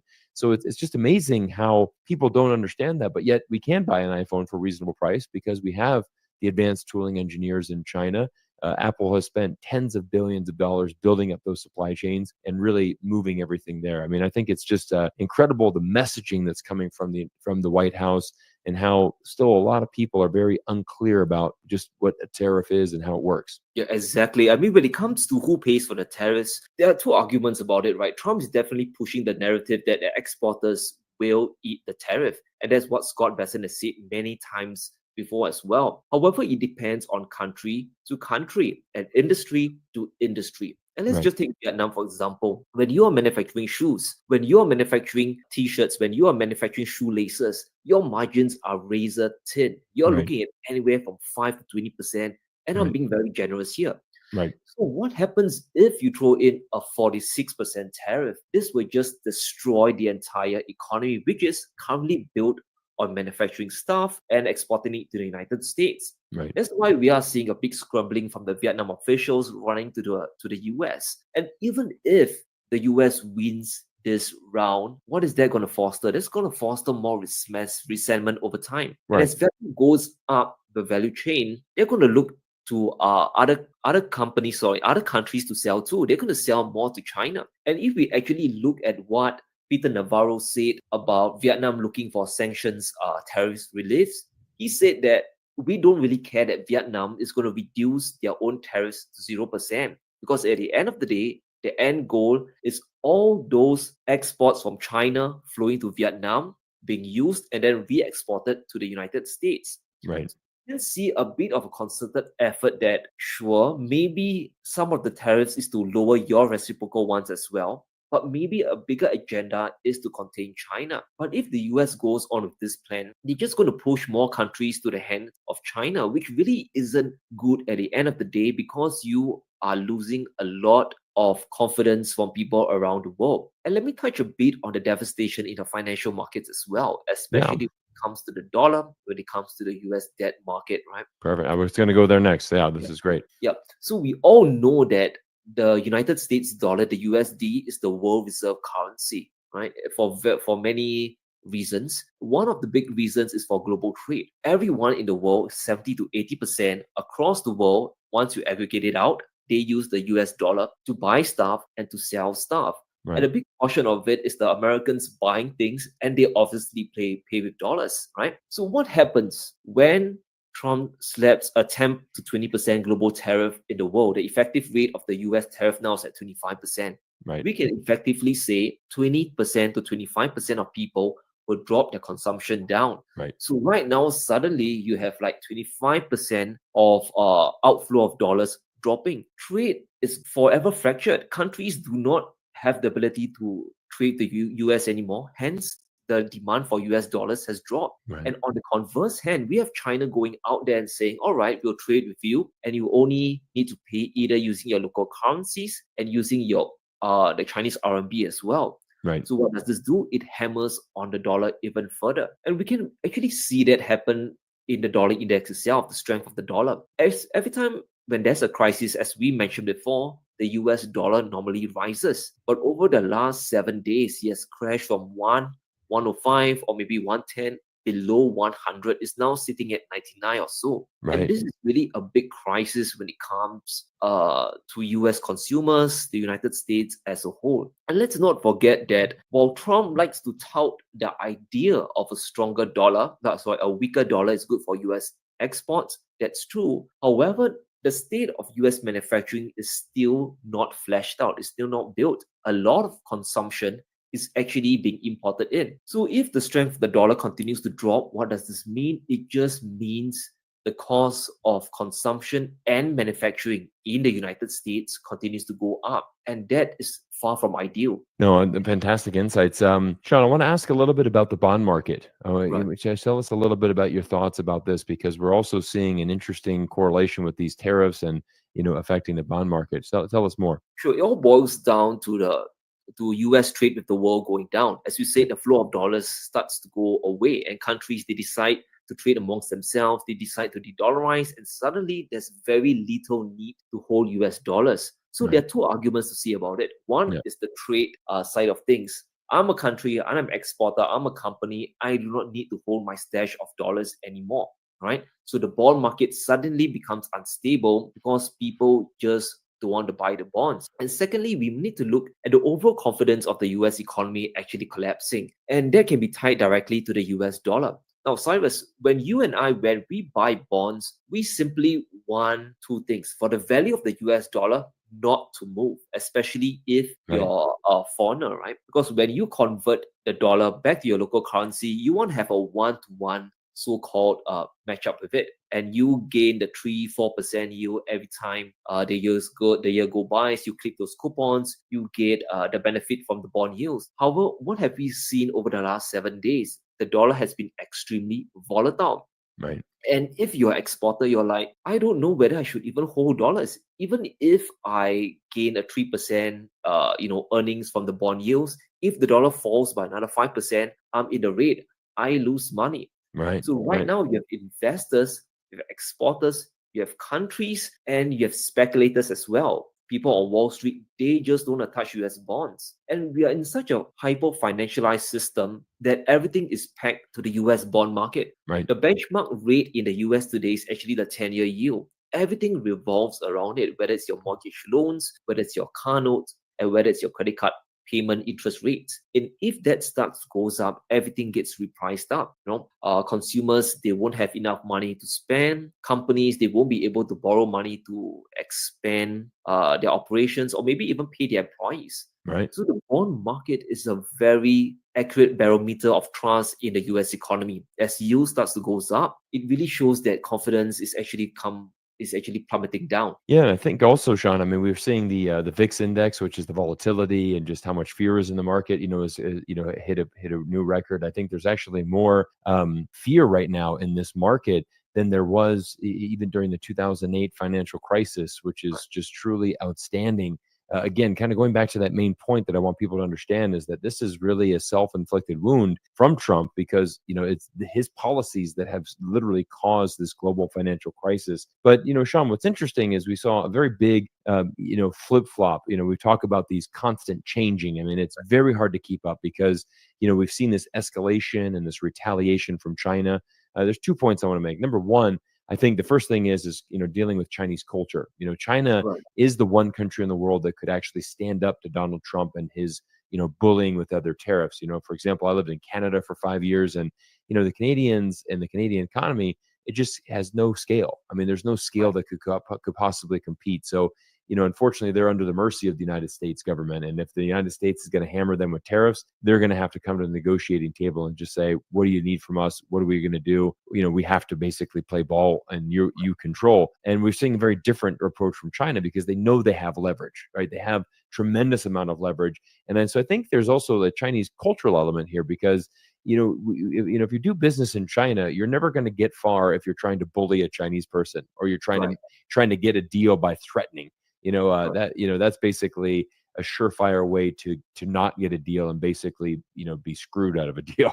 So I think what we've seen, which is quite incredible over the last week here, Sean, is Washington reducing its tariffs on dozens of Chinese goods. Again, it was up to 145%, but they're selecting very key industries. I'll just read them off here. I mean, this is phones, computers, electronic chips, televisions, and even solar panels now all being reduced from, that 145, which is crazy, down to 10%, which is obviously a much more reasonable number. I'm thinking that maybe Tim Cook and, Apple, I'm thinking some of the other, maybe Michael Dell from Dell Computers, some of these very, very prominent American businesses probably started to tell Trump, like, you are playing with absolute fire that's going to melt down this economy unless you pivot. Very long-winded question here, but do you think this is the beginning of Donald Trump really trying to pivot, trying to save some face, and really realizing that he's making a big mistake? Well, I think he's definitely doing that. Remember when they first did a big flip-flop, when they paused the 90-day, when they did the 90-day pause on all the global tariffs, what did we Right. see? Scott Bessent came out and said this was exactly as planned to show the world that China is a bad actor,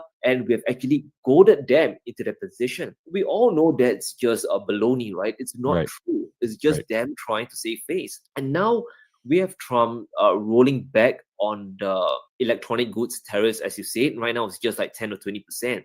So Right. that's definitely Trump trying to save face in front of his voter base, trying to show the world that maybe he has a bigger plan, or maybe he just wants to protect certain US industries. Right. But we need to understand that the damage has already been done. A lot of trust has already been lost, and the world as a whole is already starting to stand up. I mean, Right. you have talked about Canada being under their mercy, and what's very interesting is that they themselves are starting to push back with their Right. own tariffs of around 20 to 25%. Even the EU, before Trump did a 90-day pause, they were about to roll out a 20% tariff as well. Right. And in China's case, you have to understand that the US and China's economy, they are very intertwined. And if Trump decides to push his agenda and China does nothing, there's going to be no end to Trump's escalation of demands. It's going to be a tariff today.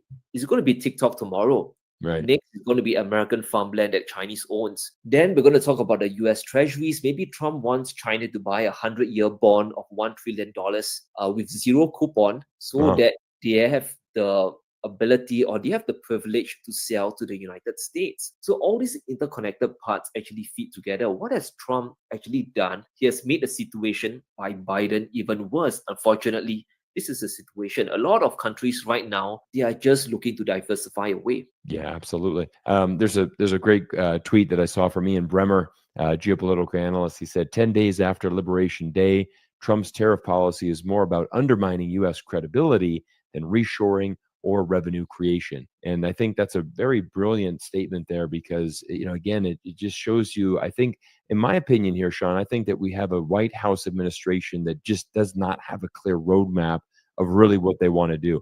I like what you said, in theory, there's some good parts of what Trump wants to do, right? Like, let's bring back manufacturing. Let's improve the quality of life for Americans. These are kind of nice things to say, like, yeah, I think all Americans can get on board with that. Sure, we'd love to have more jobs here. We'd all love to be more prosperous. But I think what the one speech that was really revealing to me was when Vice President J.D. Vance had said that globalization had been a complete failure. And, it was very interesting insight, because he said it's been a failure because the rich countries, we were supposed to keep getting, richer, while the poor countries basically just stayed at the bottom and just kept manufacturing for us. But like you said earlier today, right? Like Vietnam, right now, they're experiencing a boom of manufacturing, but in a few years, they're going to start moving up the value chain, and that's a good thing, right? I mean, we should be living in a world where all countries get to prosper, all countries get to raise their standard of living, and I certainly wouldn't want to separate us into tiers, into this kind of colonialism, like you had said, where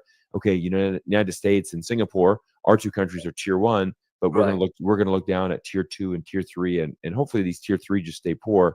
That way they can manufacture our stuff. Just not a kind way to go about it. I mean, we should all be trying to get better. And I think that's where you've seen China, like you said, one of the things that they've done well is obviously investing in other parts of the world. You see China's footprint in Africa.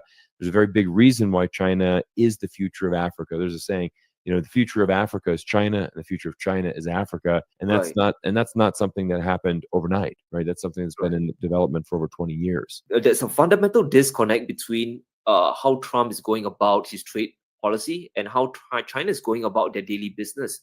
Right. As we said, right, China is pro-globalization. Correct. And if we look through history, how do great powers actually rise? They rise through globalization. Now, obviously, the British did it in a very weird way, for going around the world forming colonies, but that was a way of globalization. And the United States, after World War II, they also went around globalizing the world, but they did it through a mixture of trade, the US military, as well as the US dollar. So it was a mixture of all these three. Now, the way China does it is a little different. They don't really care about invading any countries or setting up multiple bases every corner of the world. They just want to go there, help countries build up, as a consequence, have big footprints in their supply chains to secure their global trade. And that's how China's doing it. Right. But as we said, as you mentioned, it's going to take years, it's going to take decades, it's going to take trillions of dollars. And let's not forget, from the year 2000, maybe all the way even until 2020, Chinese people, they were living under so-called below their means, right? They were saving, they weren't really spending a lot, they were being very thrifty. However, in the US, it was boomtown Charlie, especially for a selected few, a selected protected group that really didn't so-called redistribute the wealth or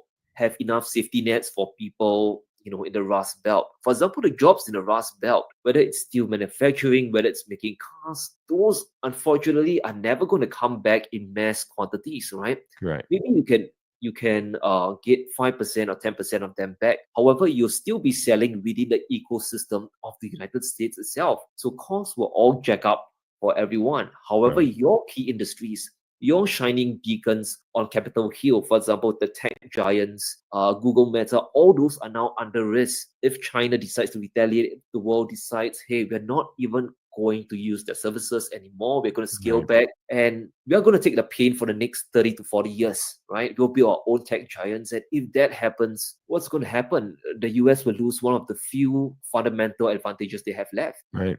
Yeah, it's incredible. I mean, I think Sean, this is going to be very interesting to see play out in the future. I want to I'm going to shift here a little bit more to the future now and kind of get some Right. predictions. Obviously, very hard to do, but we're going to try to do it here. My first question here, Sean, is we've seen this electronics industry. Things like the computers, the chips, the cell phones.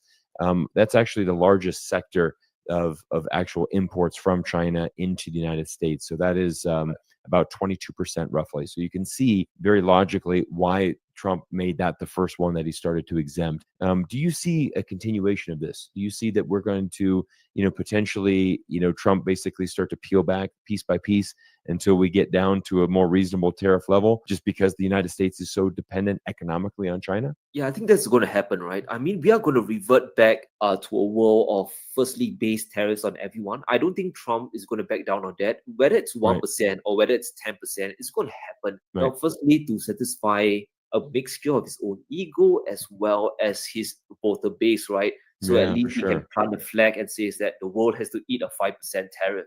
Right. And the world will just roll their eyes and they'll go on with business as usual. Correct.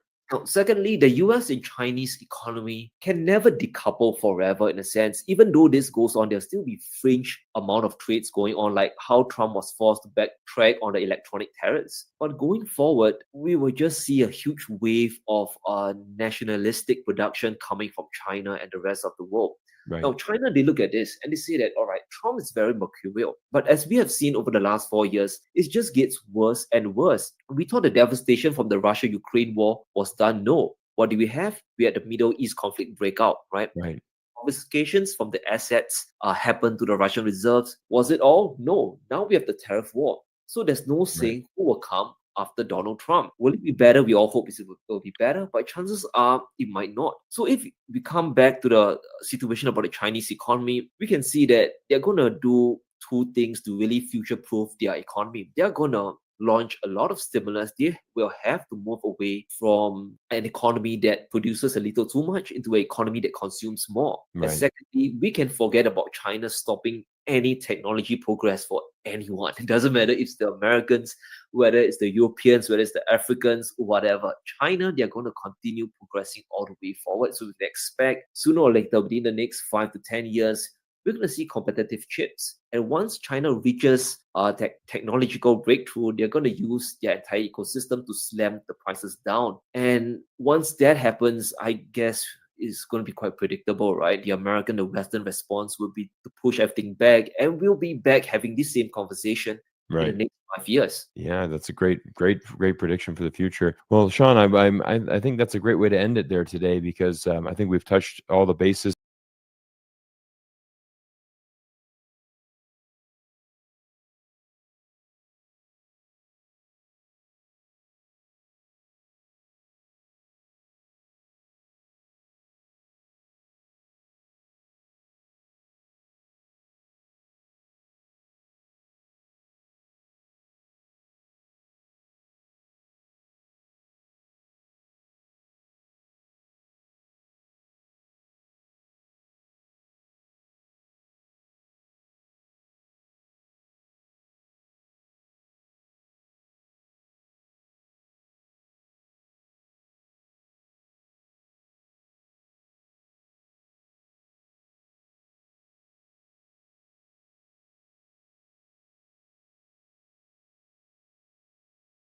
in his 2025 plan to regain control of the Panama Canal.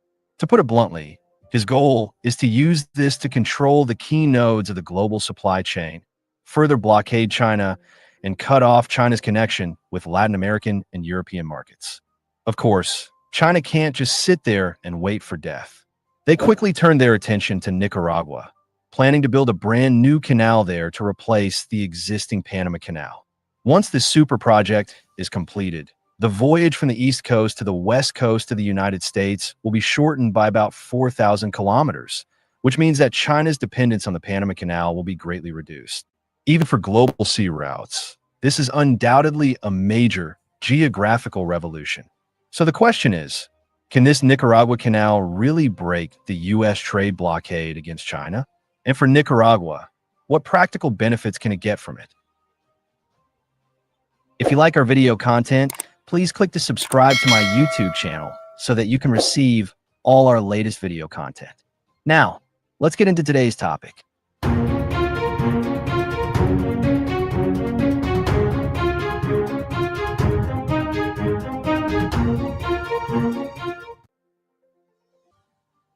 Nicaragua is located in the core of Central America, with Honduras to the north and Costa Rica to the south. Although it is a small country in terms of land area and population size, the land area is only about 130,000 square kilometers and the population is about 6.6 million. Its geographical location is very critical.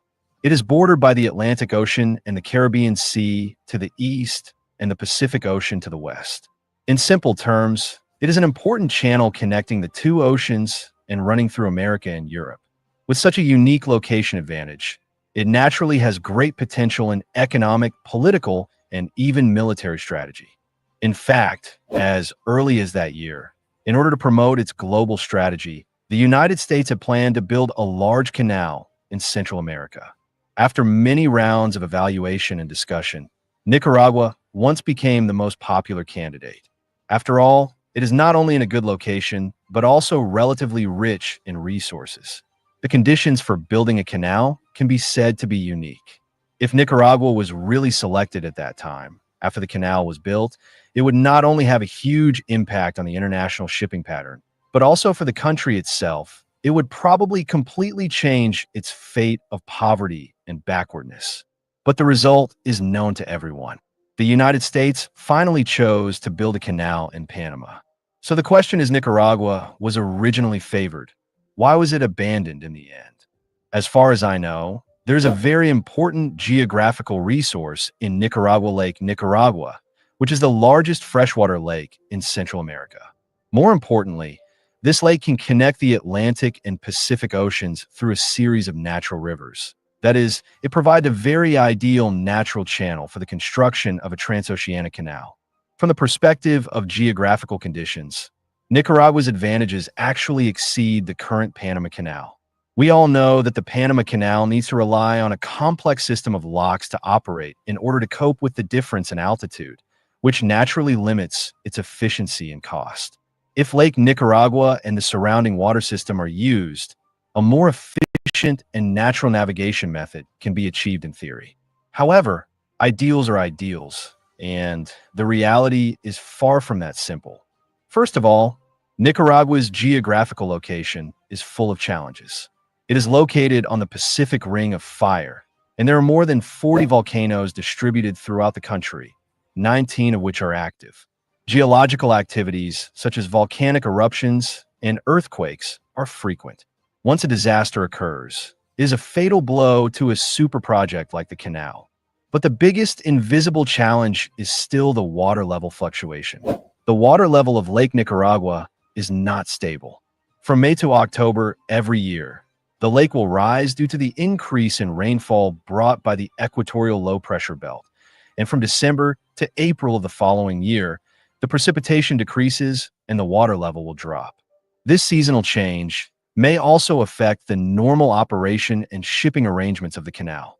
So, although the geographical conditions seem very ideal, if you really want to build this canal, technology, funding, and ecological protection are all not trivial. Whether in the past or now, Nicaragua is simply unable to undertake such a super project. In fact, as early as the end of the 19th century, the United States had already shown great interest in building the Nicaragua Canal. But after many evaluations, it gave up the idea and chose Panama instead because of the high geological risks and technical difficulties.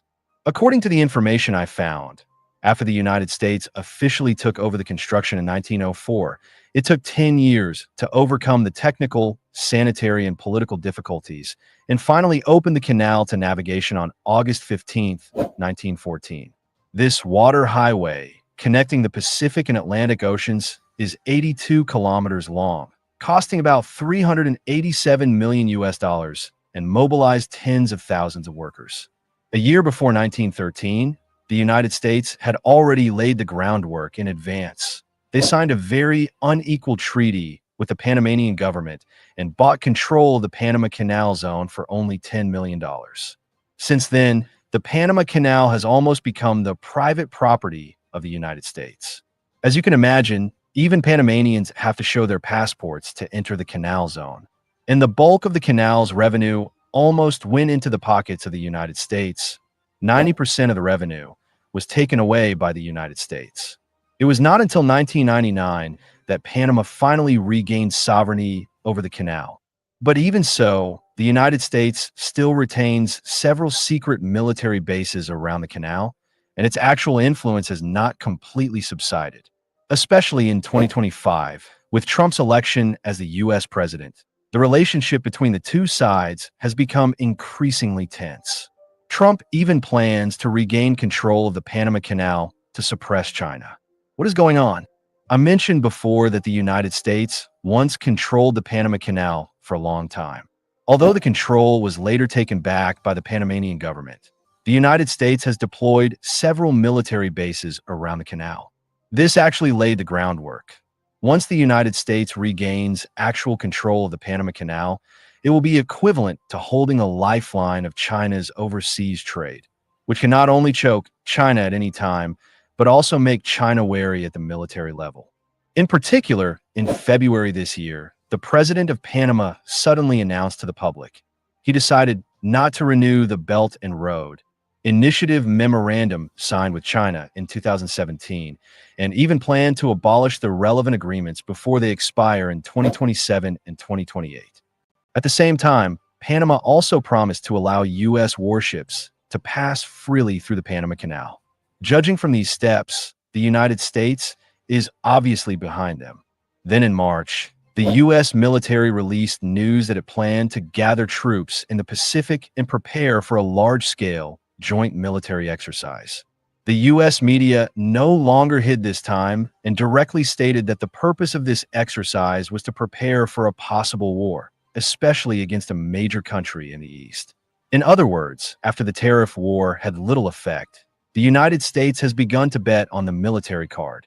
Therefore, if Nicaragua really makes a request and hopes that China will help build the canal, China is likely to choose to support it. After all, if the Panama Canal really falls into the hands of the United States in the future, China must have a backup channel. So do you know how important this Nicaragua Canal is to China? According to the data I know, once the Nicaragua Canal is completed, the voyage from North America to Asia will be significantly shortened. Take the popular route, New York to Shanghai, as an example. Currently, large and super large cargo ships can only take a long detour because they cannot pass through the Panama and Suez canals. The entire voyage is about 26,000 kilometers and takes about 40 days. As one of the world's largest cargo trading countries, China ships goods worth tens of billions of dollars through the Panama Canal every year.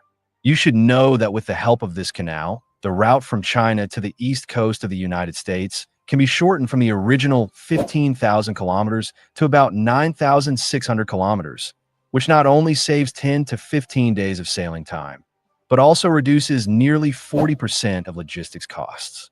If the Nicaragua Canal can be used in the future, although it is slightly longer than the Panama Canal, it can also shorten the entire voyage to about 19,000 kilometers, saving a full 11 days compared to the detour plan.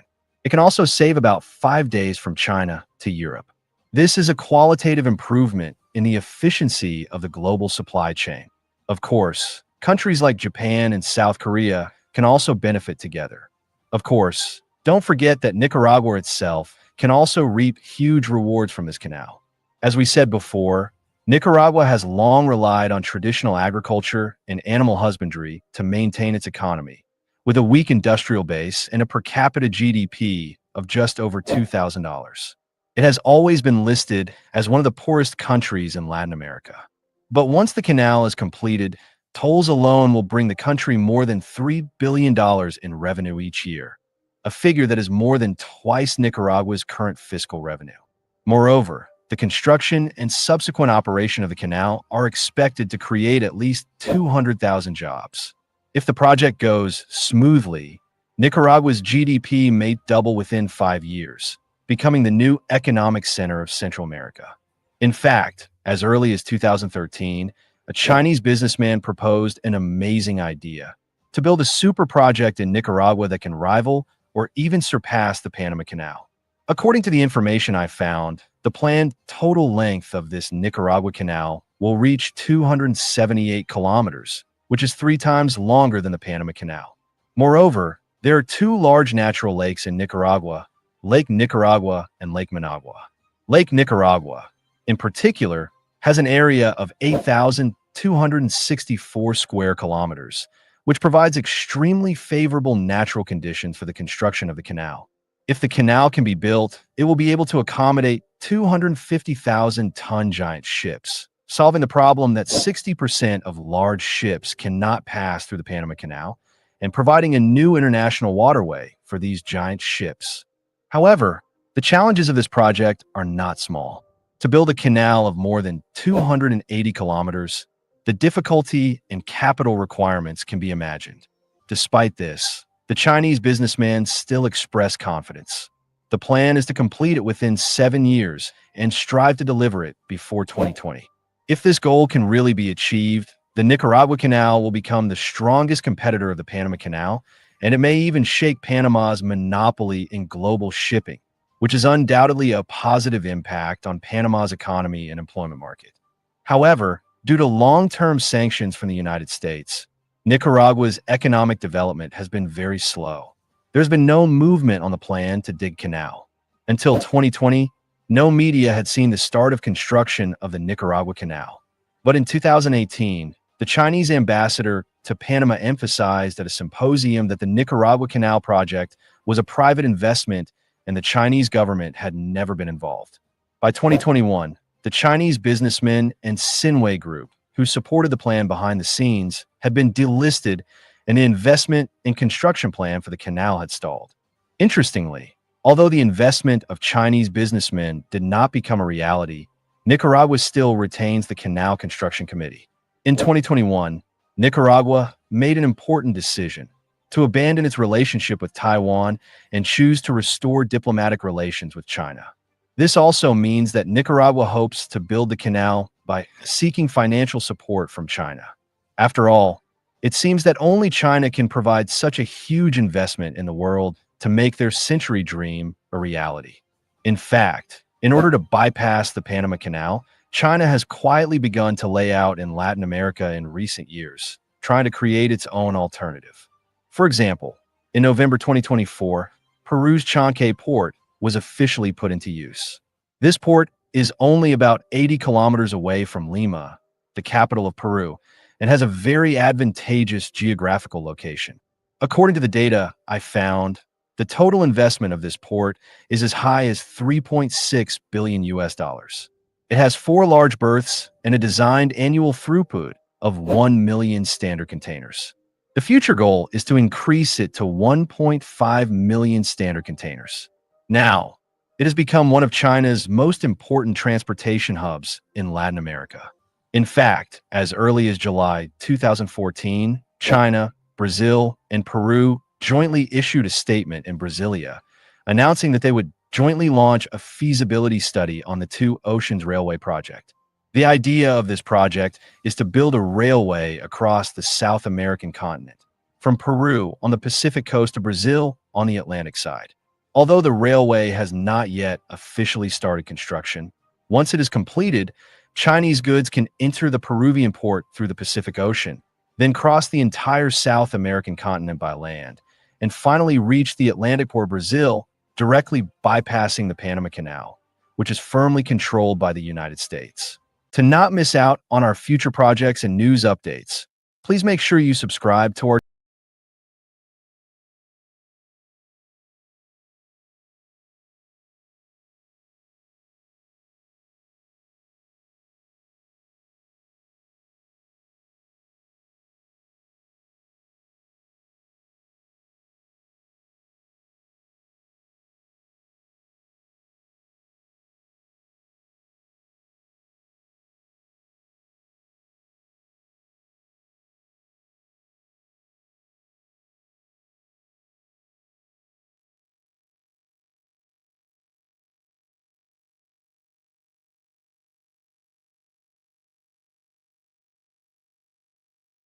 I can imagine a situation, though, in which the ruling elite of a country is receiving gratuities on the side that inure to the benefit of the strongman leader and not to the populace of the country. Does that sort of corruption and bribery go on with regard to the Belt and Road? Absolutely, Chairman. I see this, and I don't mind calling them out, but Captain and Burkina Faso, as they know that both, whether it's their gold reserves, that is all those proceeds are just in exchange to protect the junta regime. There's a number of examples across, even in Sudan. When a U.S. general goes on record accusing an African leader of using gold to protect himself, you know something big is happening. In a statement to the U.S. Senate, General Michael Langley, commander of AFRICOM, claimed Burkina Faso's gold reserves are being used not for the people, but to secure the leadership of Captain Ibrahim Traoré. But here's the question we all should be asking. Isn't that gold Burkina Faso's in the first place? In today's video, we'll expose the agenda behind this statement, highlight the power shift happening across Africa, and explain why the world is watching Burkina Faso more closely than ever before. In Burkina Faso, gold is no longer just a mineral buried deep within the earth. It is becoming a tool, a catalyst, a symbol of transformation. Each coin invested in agriculture brings more harvests. Each ounce that funds a hospital saves more lives. Each nugget that strengthens security guards the hope of tomorrow.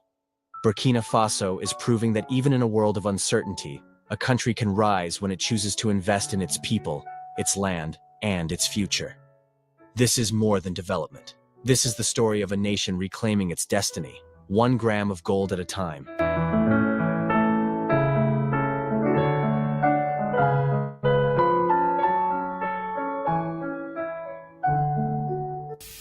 Hello, ladies and gentlemen. The U.S. general has accused Captain Ibrahim Traoré for using gold reserve to protect himself instead of benefiting the people of Burkina Faso. The thing that is not true. The question is why U.S. is concerning about Burkina Faso's gold, and why at this time when Burkina Faso has took control of all of its mineral, and we see road being built, we see financing infrastructures, we see what Captain Ibrahim Traoré is doing.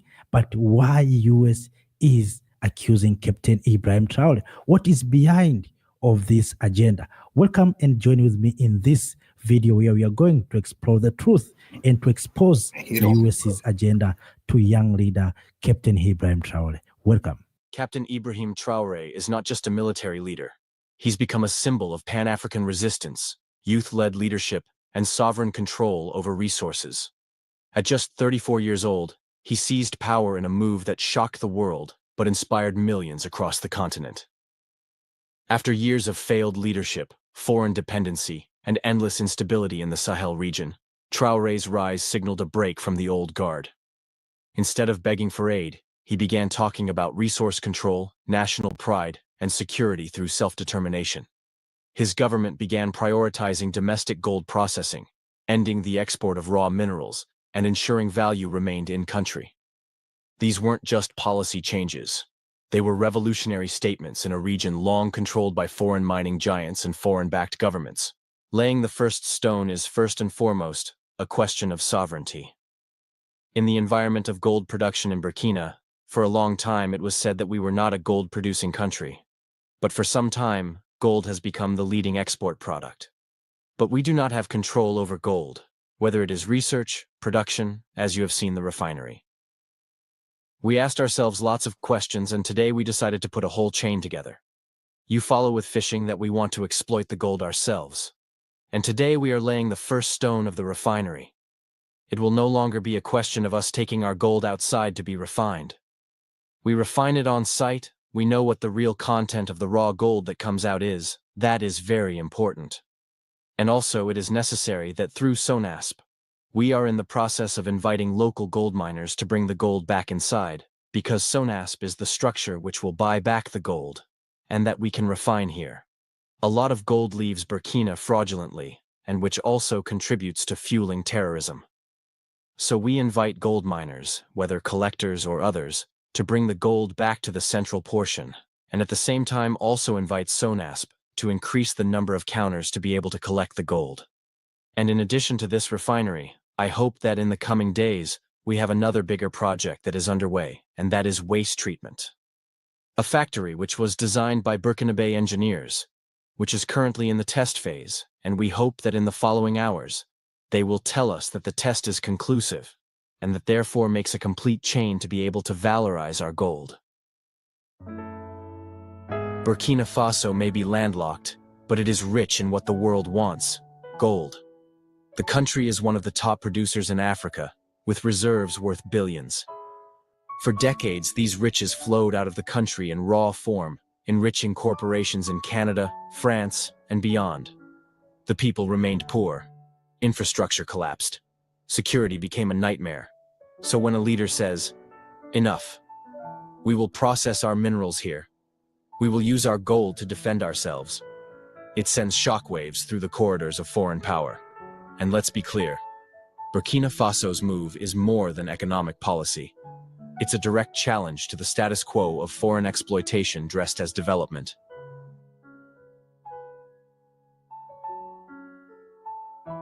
General Langley's statement wasn't just an observation, it was a message.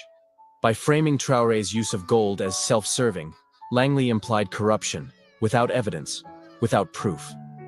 But here's what's hypocritical. AFRICOM exists precisely to project American military power on the African continent. It supports leaders who serve US interests. So when a leader emerges who doesn't need them, who doesn't bow, he's labeled a threat. The statement also reflected an old colonial mindset, that Africa's resources must serve Western-approved purposes. When Africans decide how to use their own gold, it's suddenly a problem? That's not security concern. That's control panic. The framing of Traoré's defense efforts as protecting the elite ignores that his leadership was born out of popular demand. He didn't install himself with US money. He rose through the army, supported by the youth.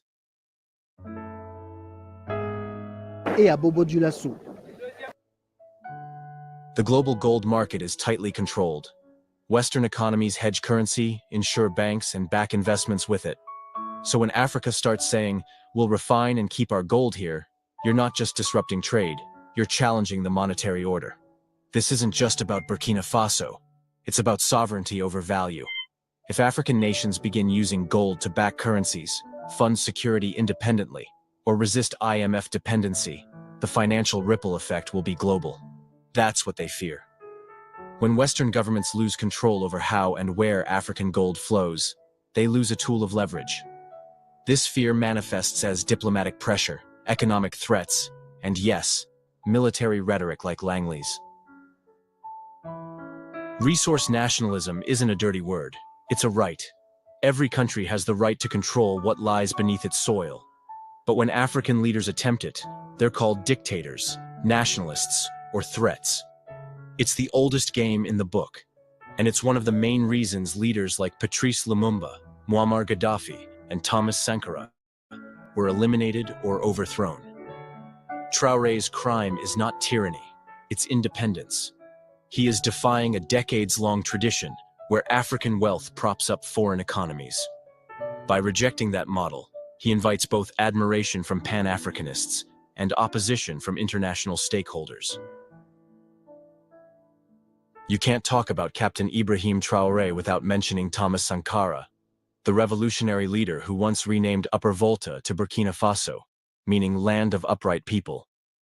Sankara also pushed for local control of resources, rejected IMF loans, and cut the salaries of top officials, including his own. His vision was of a self-sufficient Africa, proud, independent, and united. But in 1987, that vision was cut short. Sankara was assassinated in a coup many believe had foreign fingerprints. Today, Traoré is walking a similar path, and the global reaction is chillingly familiar. When a young African leader dares to prioritize his people and control national wealth, the old powers start circling again. Western narratives about Africa haven't changed. The media constantly portrays independent African leaders as strongmen, dictators, or military juntas, while ignoring the will of the people behind them. Captain Traoré's rise wasn't some self-serving power grab. It came from a failing system, supported by the youth and the people who were tired of foreign-dominated leadership. But the moment African leaders reject foreign control, the media switches gears. They're corrupt. They're militarizing. They're authoritarian. It's propaganda. And it's not new. The same was said of Kwame Nkrumah, Gaddafi, and even Nelson Mandela at one point. What matters is not how the world sees them, but how Africa remembers and supports them. Burkina Faso is not alone. The Sahel region is undergoing a political transformation. Mali, Niger, and Guinea have also taken bold steps toward reclaiming national sovereignty, cutting ties with foreign forces and pushing for local control. ECOWAS, once seen as a tool for regional unity, is now criticized for acting under Western influence, often pressuring these sovereign nations to conform. But the people are speaking louder than any diplomatic threat. In rallies and social media across West Africa, you'll hear the same thing. We support our leaders. We don't want foreign troops. We want control over our land, our gold, our future. The spirit of Pan-African resistance is alive. And it's not just political. It's cultural, it's generational, and it's unstoppable. Captain Traoré's decision to process gold in-country and remove foreign control sends a dangerous message. Dangerous for those who have benefited from Africa's disunity for decades. If Burkina Faso succeeds in keeping wealth within its borders, investing in infrastructure, education, and local defense, it becomes a model that others will follow. A threat to the colonial economic template that says, Africa can have raw materials, but not value-added wealth. That's why AFRICOM is speaking up. That's why the media is shifting the narrative. Because they know, if this new African consciousness spreads, their influence in Africa will fade. For good.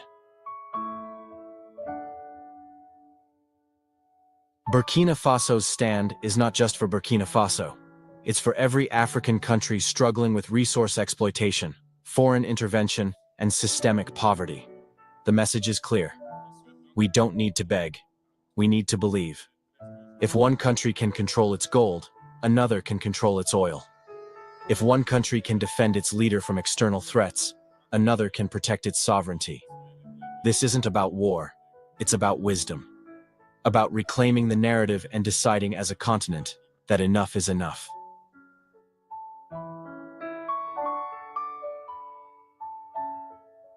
The West can question Traoré's intentions. They can criticize the way Burkina Faso uses its gold.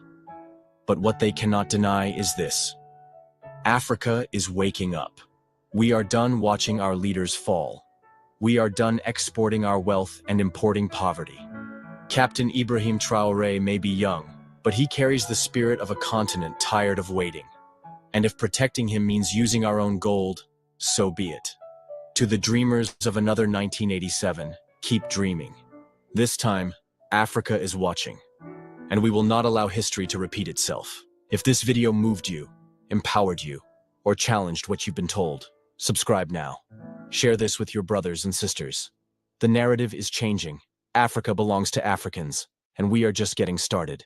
Wow, welcome back, dear lovely family, friends, fellow Africans. Western powers are under frustration. They didn't see Captain Ibrahim Traore coming when revolutions took place in Sahel. Right now, they have lost controls of gold, especially in Burkina.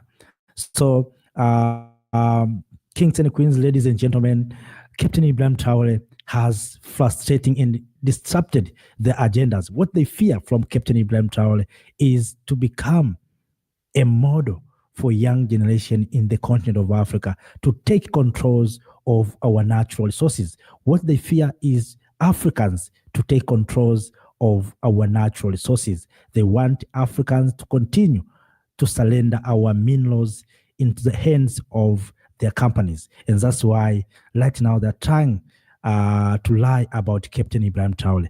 They want to say they didn't see roads that are being built in Burkina. They didn't see hospitals that are being built in Burkina Faso. They didn't see schools that are being built in Burkina Faso.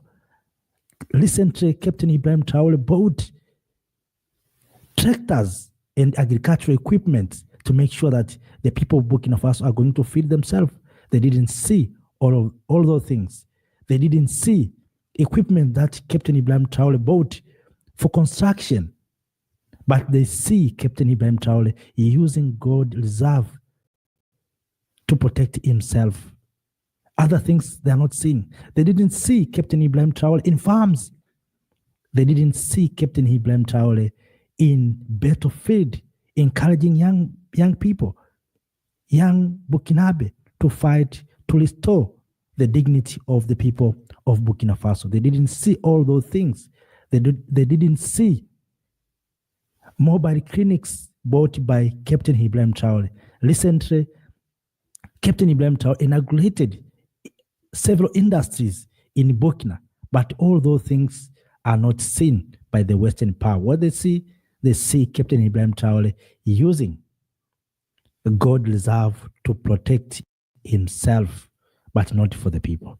So, kings and queens, ladies and gentlemen, right now they're coming to Captain Ibrahim Traore. We need to protect this young man. They fear the ideas of Captain Ibrahim Traore. They don't fear maybe the power Captain Ibrahim Traore has. They fear the idea that is inside Captain Ibrahim Traore. It's our duty as the people of Africa, young men and women of this continent, to protect this young man, to protect this young visionary leader. So when good leader came in, they will try to give them bad names. They give them dictatorship. They give them dictators, whatever they can call junta, wherever they have their militant. They have tried to use many or several names to make sure that we pollute our leaders. This time, we should not repeat the mistakes that we have done during Gaddafi regime, during Thomas Sankara, during Kwame Nkrumah, even Patrice Emery Lumumba of Congo, when they came for our heroes. This time, we need to stand up and to say enough is enough. Fellow Africans have been saying this many times, that Captain Ibrahim Traore is a visionary leader, a leader who is changing the vision of young people. So they don't want to see the awakening of young people, because we know if we are going to take controls of our natural resources, they are going to lose controls of these natural resources. They are going to pay taxes, the things that they are not paying. They're going to buy from us. They don't want to buy from us. They want Africans to buy from them. They know that they're going to lose jobs, because if we are going to process our own gold, jobs that have been done by processing this gold in their homes, they will lose those jobs. So this is not an easy task. This is not an easy task. And that's why Captain Ibrahim Traore once said, homeland, or death. This is the meaning that they will come, they will try to destabilize, they will try even to remove him. We have seen Captain Ibrahim Traore survived more than 29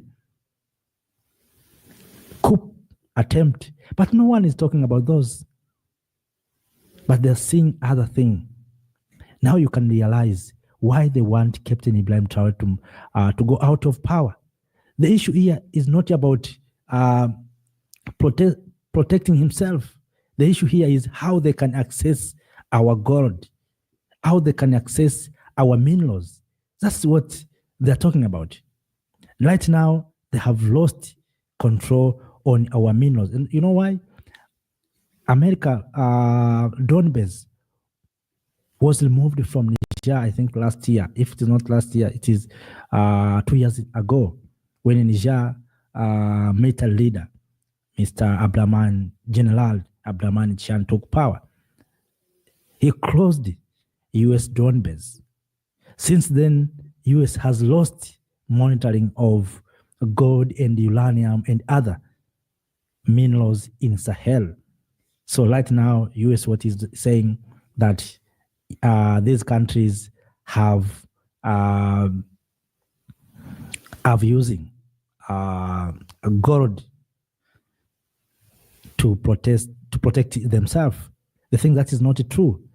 And you remember the president of Ghana, President Nana Addo Akufo, said these things in Washington. So you may ask, where these people are getting these data or these lying? It's we Africans who are betraying one another.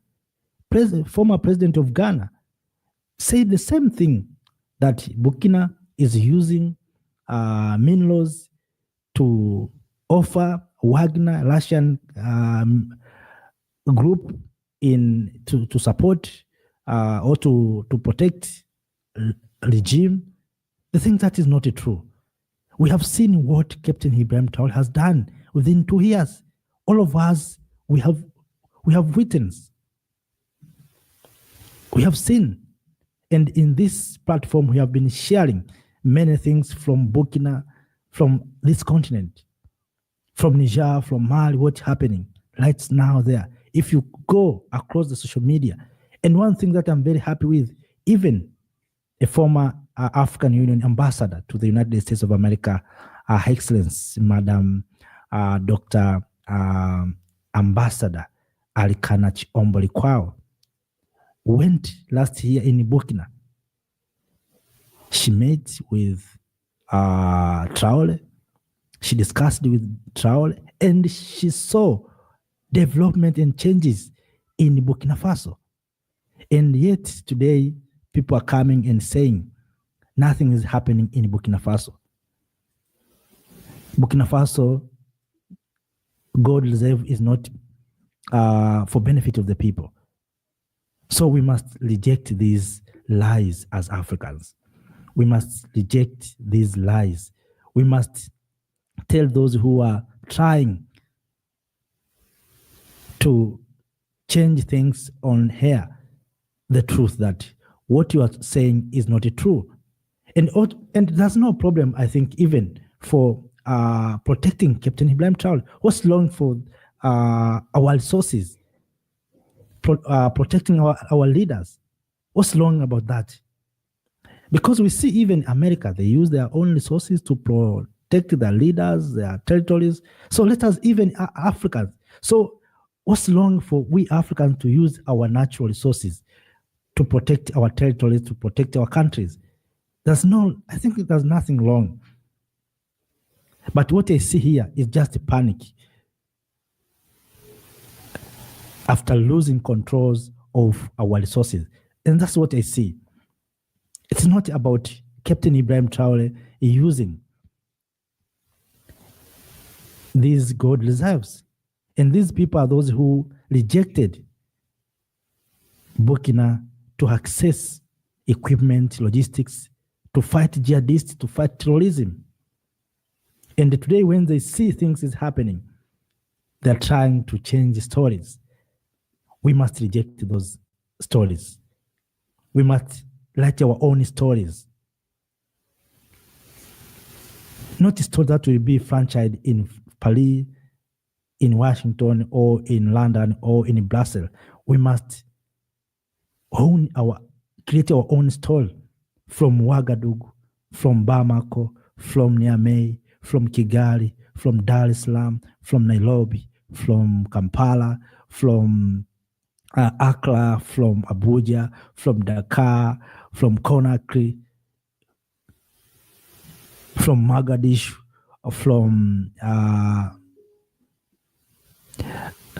Bujumbura. So we have to write our own stories from Kinshasa. Not these stories that have been written outside there. We have to protect Captain Ibrahim Traore. That is what is important for us, the people of Africa. And we must raise our voice to those who are trying to pollute the image of Captain Ibrahim Traore. Yes, let us use these resources to protect Captain Ibrahim Traore, because these resources have been used for others, to protect others. So what's wrong to use our resources to protect our leaders?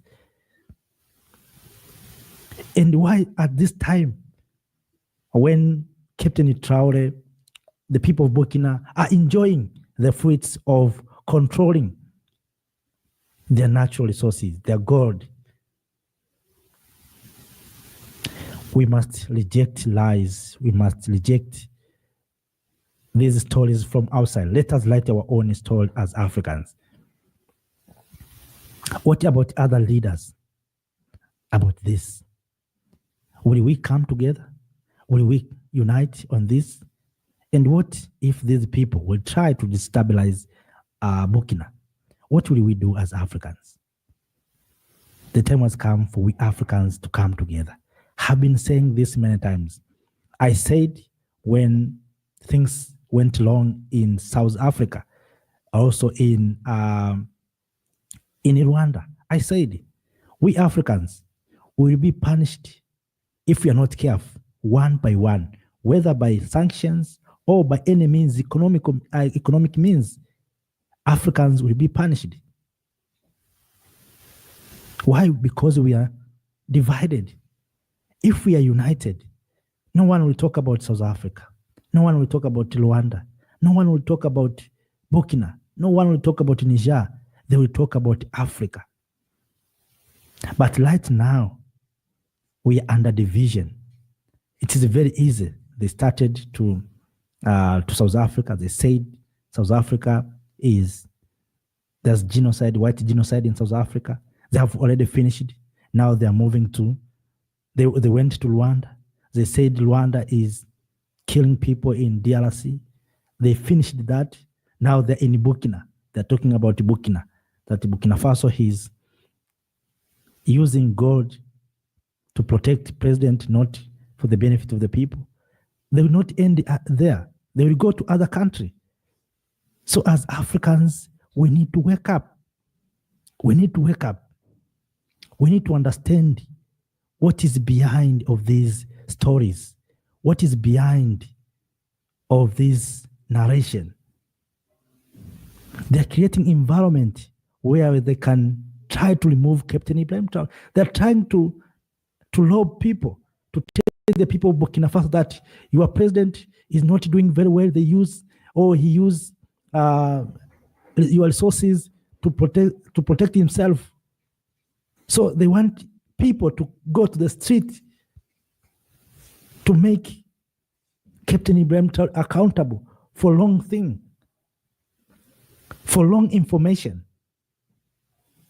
We must reject. We must reject. No one is loving us. No one is loving. They didn't tell anything or talk about anything when friends exploiting our gold in Burkina. They kept silent when uranium from Niger being taken by France, powering France, while the people in Niger living in darkness. They kept silent. But right now, they're saying what they're saying right now. We have to reject.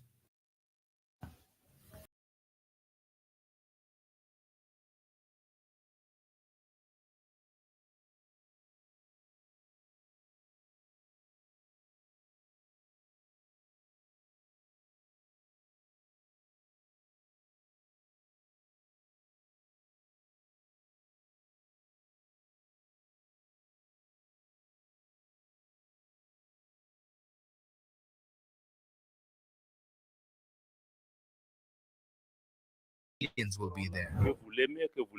Whether you like it or not, it doesn't matter. For us, the fate of our countries will not be decided in Brussels, Paris, Washington, or London. It will be decided in Bamako, Ouagadougou, Niamey, etc. With or without you, we will move forward. France and the West said they would fail, that they were too unstable, too poor, too broken. But from the ashes of disillusionment and decades of foreign control, the alliance of Sahel states is rising with a bold message to the world. This was seen at the last Crans-Montana Forum held in Brussels, when Mali's foreign minister Abdoulaye Diop didn't hold back. He stood before a room full of European Union officials and laid it all out, clear, sharp, and fearless. Representing the alliance of Sahel states, he called out ECOWAS, exposed the failures of the West, and unapologetically defended the new direction of Mali, Burkina Faso, and Niger. No sugarcoating, no diplomatic dancing. Diop made one thing clear. The Sahel is done playing by Europe's rules. With precision and authority, he explained why the alliance broke away and why the Sahel is moving towards sovereignty on its own terms. Watch the full speech for more details. This is the voice of a new Africa from uplifting Africa, bold and unafraid. I believe it's important for us, the representatives of the Alliance of Sahel States, along with my colleagues from Burkina Faso and Niger, to provide a clear understanding of the current situation in the region. There is so much misinformation circulating that many people struggle to grasp what is truly happening. It's easy to take sides and make quick judgments, but we need to delve deeper and gain a fuller understanding of the complexities at play. The key aspect to consider is the Sahel region. It's essential to realize that the states of Sahel extend beyond just the 3 countries traditionally associated with the region, or even the G5 Sahel member states. The Sahel encompasses countries from Senegal to Somalia, including Morocco, Libya, and others. This vast area shares commonalities in terms of population, geography, geopolitics, and more, creating a unified region deserving of our attention and analysis. So we need to understand this element. Now, as far as the alliance of the states of Sahel is concerned, you spoke of the part that is against. The part that is against only helps to understand the context. Mali, Burkina Faso, and Niger are all countries that are in transition. These are countries that have also had a very deep difference with the rest of the countries of ECOWAS in order to understand the meaning of what is happening in our states.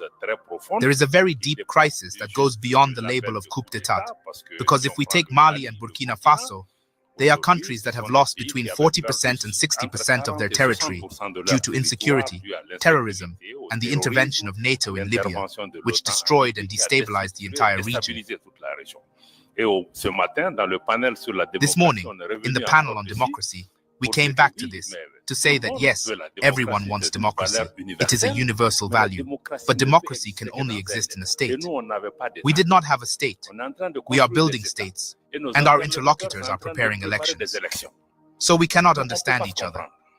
I think that this has brought us to an extremely deep difference with the rest of the region, and sanctions have been imposed on our countries. What also seems normal to me is that we should not think that this is not normal. ECOWAS has its rules. We were members of it. We accepted its rules. But most of these rules are the suspension of our organizations when there are so-called anti-constitutional changes. But there have been economic and financial sanctions imposed on our countries without any legal basis. There is no treaty, no ECOWAS text that is intended to close the borders until tomorrow. I hope that the jurists will be able to give us the answer. They used the economic and monetary union to close our central banks, to close our state bank accounts, to starve the population.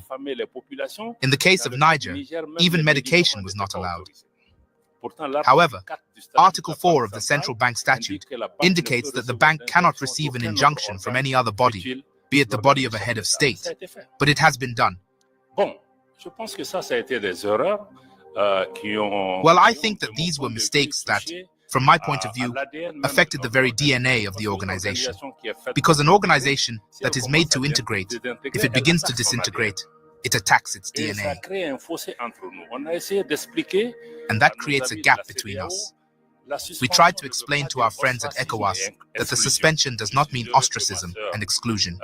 I am happy that my sister Barbosa is here. She was the Minister of Foreign Affairs of Guinea-Bissau. The last discussion we had with ECOWAS was in Addis Ababa, if I am not mistaken, in January or February 2023. We had an exchange with her. She was the president of the Council of Ministers of ECOWAS. She said to me, if you don't pay attention to the policy of sanctions, we are going to break up. Because even if we are suspended, there is a minimum of commitment. We believe that commitment should be based on three key factors. Firstly, when discussing issues that impact our countries, it is essential to include us in the conversation for at least 15 minutes. Listening to our perspectives is crucial, and excluding us from the discussion is not acceptable. Secondly, when tackling security matters, Mali and Burkina Faso must be part of the conversation. During my time as Minister of Foreign Affairs, we worked closely with these countries to address security challenges in the region. And lastly, when addressing humanitarian issues, our presence and input are indispensable. We made it clear that excluding us from such discussions was not an option. And we were told, but why did we ask for this? They even increased the sanctions. They added the Minister of Foreign Affairs and even the Chief of State. This led us to break up. And from that moment on, we said, well, since our heads of state are sanctioned, the ministers of foreign affairs are sanctioned, you have closed the door to dialogue. So you will no longer be able to come to our countries. Otherwise, we cannot go to your country. I think that it is these accumulated mistakes that led us to the point where now there has been a coup in Niger, and ECOWAS has decided to carry out a military intervention. You know that when we are in a union, it means that there is even an impact of non-aggression. You cannot get up, even if a head of state has been overthrown, to get up one morning and say that you are going to attack a country. In reality, they are actors outside the region who dictate their will to ECOWAS. I am sorry to say that even the European Union supported this decision of ECOWAS to attack a sovereign country that has been fighting terrorism for 10 years. Its borders are closed. When you attack Niger, you attack an army, but you free the terrorists. Where will they go? To Mali, to Burkina Faso, everywhere. So from that moment on, we said to ourselves that this organization is beginning to be dangerous for us. Not only are we punishing our populations, but being a member can even lead to us attacking each other. So that is when Mali and Burkina Faso decided that if ECOWAS attacks Niger, we will consider that we are at war with the organization. And it is from that moment on that we set up a defensive military alliance to say that we are working together to face an existential threat, but by setting up a geopolitical approach to the issue. We are coming together to defend ourselves first. But by doing this, we said to ourselves that this is not just an alliance. I think that this is our answer to ECOWAS. In the end, people began to understand that this will never be a health walk. We are going to face three armies that have been at war for 10 years. I think that this is what led us to this. We said to ourselves that we are going to go beyond the military alliance to create, on 16th of September 2023, the Alliance of the States of Sahel, based on the Liptako-Gurma Charter. But we are now working to go much further than that. Why do we want to go much further than that? We were in the opposition, as you said, but that is just to explain the context. But the reality is that the region that we call the Liptako-Gurma, which brings together the three states, which some have called the zone of the three borders, but this zone is a geocultural and geographic zone that has existed for decades. There is an organization, the Liptako-Gurma Authority. These three countries share the same climatic, geographic, cultural, and security realities. So we decided to set up a community that could help us to ensure security, to fight terrorism, because we have been fighting terrorism in this area for a long time, but we couldn't do it together. Now we are going to do it together. And against all the other factors of insecurity, the second pillar is to work to set up an economic integration, because there was already an economic and geocultural space that was there to be able to work, to strengthen free movement in our countries, to have integration projects in the field of energy, in the field of transport, in the field of infrastructure, because our countries are physically also linked by many realities. And these countries also have mineral resources of all kinds. If we take the underground resources of this region, it is huge. No one sees the Sahel as a source of supply for Africa and the world, a water resource, because we only see the desert aspect. So I think that there is the economic integration aspect on which our finance ministers and the ministers in charge of development have worked to be able to really bring us closer. And the third is really to work together so that our countries speak of one voice, to have coordinated diplomatic action. So, if we talk about this economic area we are working on, I think it is extremely important to look at our ministers in charge of foreign affairs, who recommended to the heads of state to even go to a confederation, that is, a confederation in prelude to a federation of 3 states, which will be done in stages. Why do we propose this? Because we, our countries, I have to repeat it. The first response was perhaps against something, but when we started to exist, many said, even ECOWAS, the first reactions, when we signed the Liptako-Gurma, ECOWAS said that these countries wanted to break the region.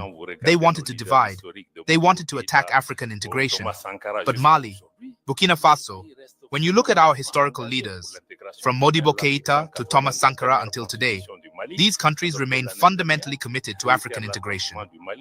Article 180 of the last constitution of Mali, adopted last year, reiterates Mali's commitment to abandon any part of its sovereignty to realize the integration of Mali and Africa with all African states.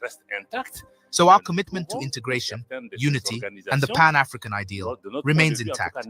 But we find that some of these organizations, at least from our point of view, no longer embody this ideal.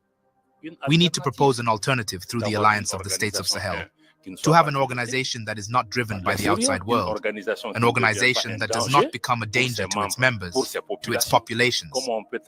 How can we work to bring our populations closer by putting in place another way of doing it? I think this is where it is important for you to understand that.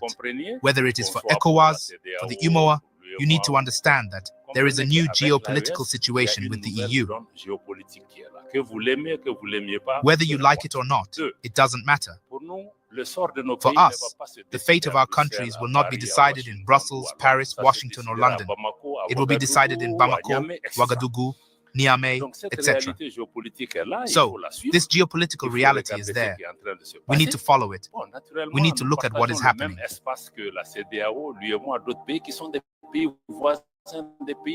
Naturally, we share the same space as ECOWAS, UMOA, and other countries, which are neighboring countries, brothers.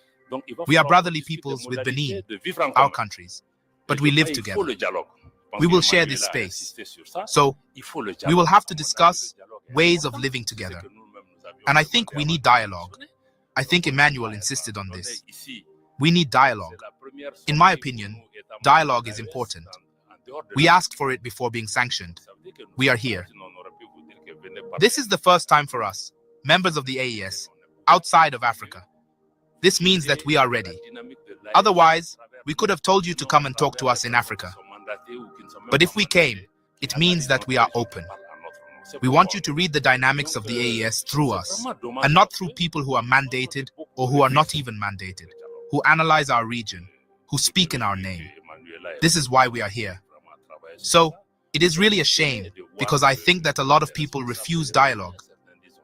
I am pleased that Emmanuel and others continue to work on this. We are very sorry to see that even European officials, some say that we will not talk to them.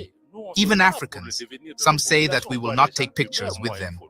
But we say, what good is it that you take pictures with us? But this will not change. We are fighting for the well-being of our populations. This is not what matters to us. So, some go as far as neighboring countries. I say to people, no one will make us move from this region. Whether you take a picture with me or not, we will be there. You will be there. I will be there. So I think that's important. I also learned that even European officials say to their people, no, you shouldn't be seen with them. But I think it's childish, because in reality, we don't have a personal problem with someone. We have different policies, we can talk to find solutions, but really, we don't have. I think our leaders need to rise to the level of their task and their mission, and not be in an epiphenomenon of taking pictures or managing people's hands. For me, if it's the country's interest, even with the devil, I will delay. So, when it's necessary. So I think that's important. So, from the point of view of the AES, you see, that's what you need to understand. There's a dynamic going on. ECOWAS will continue its journey. We will talk to each other. We will identify ways of coexistence. Above all, what's important is how to work to preserve the interest of our populations living in these countries. Countries that have always been fraternal, and I'm telling you that our populations are with us. All the problems you see in the region are among the leaders, not among the people. I go to all these countries where the leaders don't want to talk to us, but the people are warm with us. So the populations don't have problems. The leaders have to follow their populations. So for me, that's really it. I want to leave the rest to come to major questions. But today, the AES is fighting for that. One, for an improved governance, a governance that responds to the concerns of our populations. Concern number one, security. Security to take back our states, and then create models of governance that can be two, but we need an economy. We need a structural transformation of our economies so that our economies can benefit our populations. Because all these resources that are there, we at the AES want to discuss differently with these states, because the former colonial powers and others, there were customs that were there. We are no longer in that. We want to fold the cards to see. We naturally want the partners that come to win, but that in priority, our populations win. We know that the resources on which we sit allow us to discuss first of all, so that it benefits our populations. If other partners also benefit from it, it's for the best. So we are in this opening, reaffirming our sovereignty, including economic sovereignty, the control of our raw materials, that we can discuss things in relation to that. And on a global level, we want to work for a multipolar world. A world where it's not a club of 2, 3, 4 countries that control the world, but where the political, economic, and social forces that appear in the world, where each voice counts, where there is more equality than a 2.2 measure policy, where we stop instrumentalizing Africans against each other. Because I think that even our difference with ECOWAS is that it distracts us. We don't need it. So I will really wait for the questions to be able to come back to you, to say that once again, the AES was created in a context to react to something. Today we are in a dynamic of construction, of a regional integration, of another approach to this regional integration. An integration that, from our point of view, should be a real integration of peoples, and not an integration of states or heads of states. This is really the dynamic that we share with Burkina and Niger. And today, on the security level, we find that there are promising results on the ground. Today, after 10 years of foreign presence, Mali has control of its entire national territory. And the resumption of the Kidal a few months ago is a concrete example. And there are many Kidals that will also take place on the ground in our space. We want you to be objective observers and to see how you engage with this space. With or without you, we will move forward. People also need to understand that if the Europeans are not there, the Chinese will be there, the Russians will be there, the Australians will be there. So today, we are not married to anyone. That's it. I'll stop there. Please support our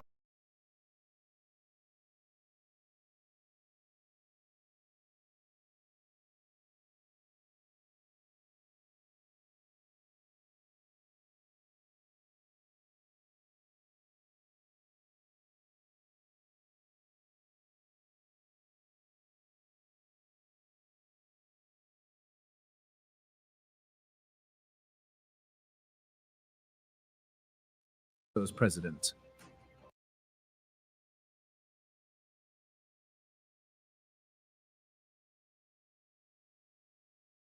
What would happen if the West continues to refuse recognition of Ibrahim Traoré as Burkina Faso's president? Despite Western opposition, 10 countries have recently affirmed Traoré as the legitimate leader of Burkina Faso. This move underscores how little influence the West's stance holds over these nations. Whether or not the West approves of Traoré seems irrelevant. No other countries appear to share its perspective. But this raises the question: Why is the West so opposed to Traoré? And when will this hostility end? Let's explore. Burkina Faso just marked a pivotal moment in its diplomatic history.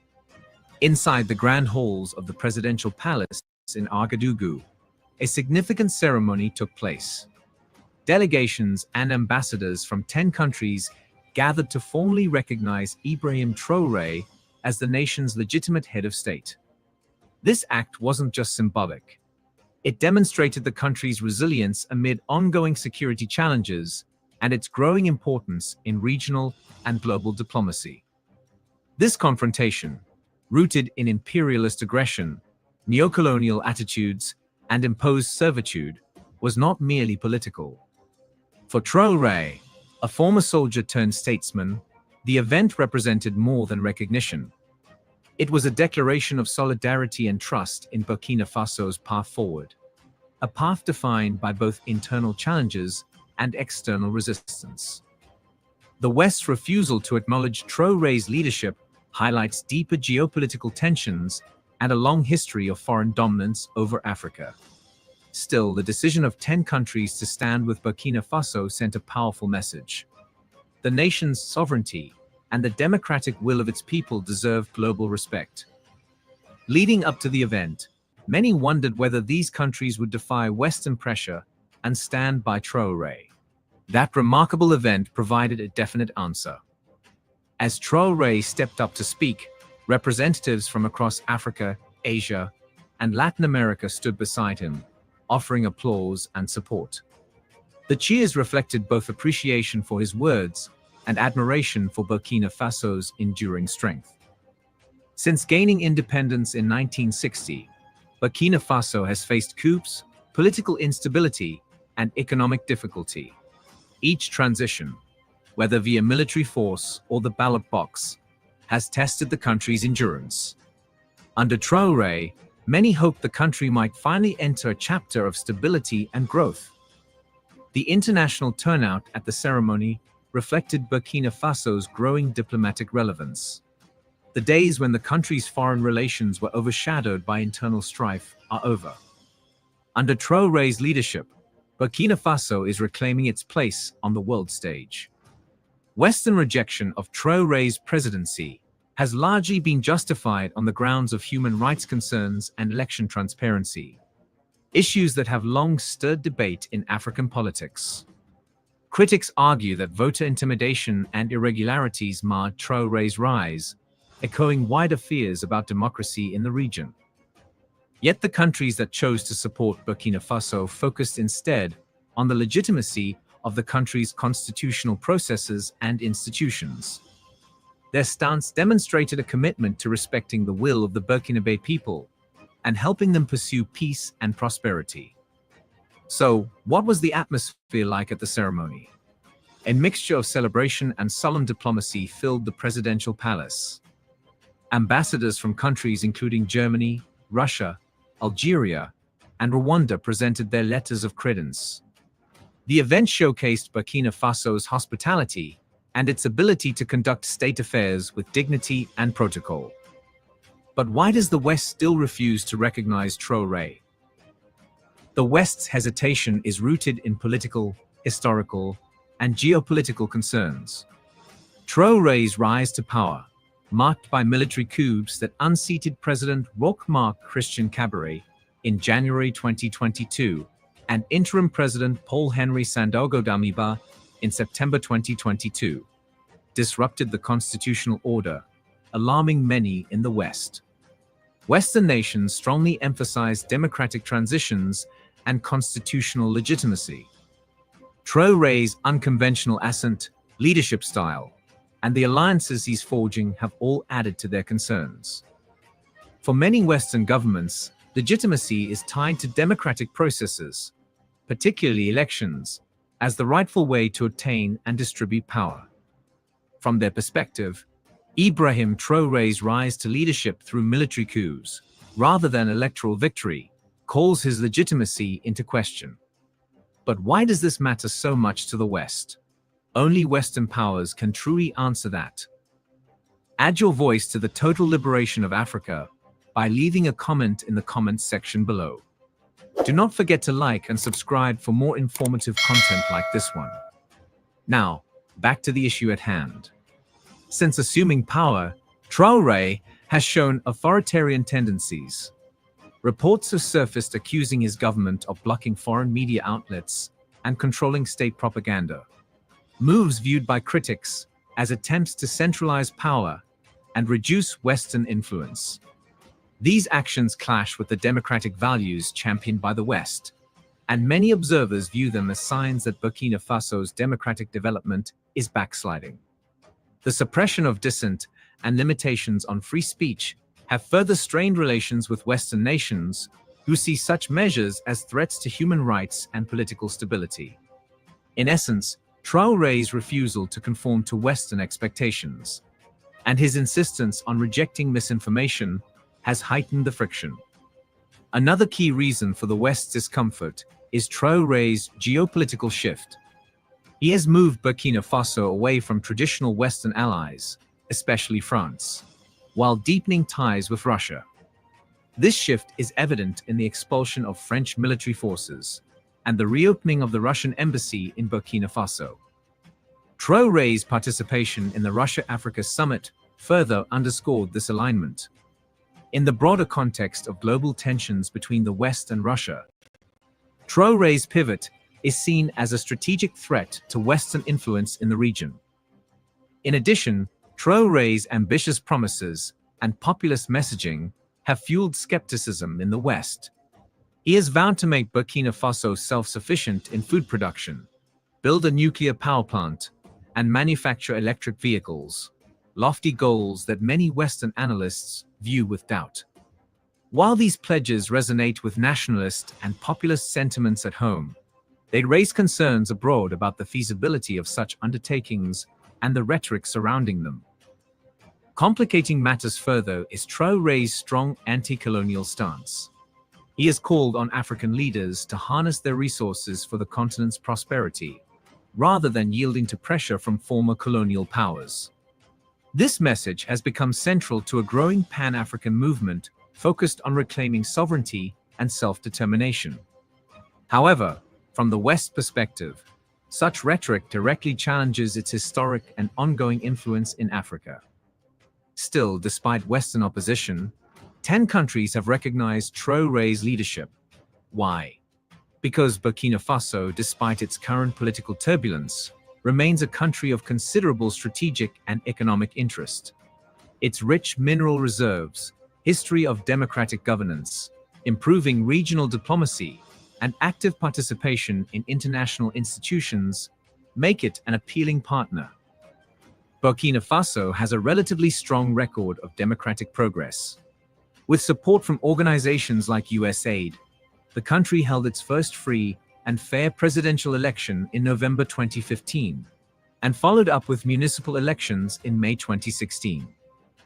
Despite current instability, this democratic legacy continues to attract countries interested in promoting governance and democratization in Africa. Burkina Faso is also blessed with abundant natural resources. While gold is the primary export, the country also has valuable deposits of manganese, zinc, phosphate, silver, and diamonds.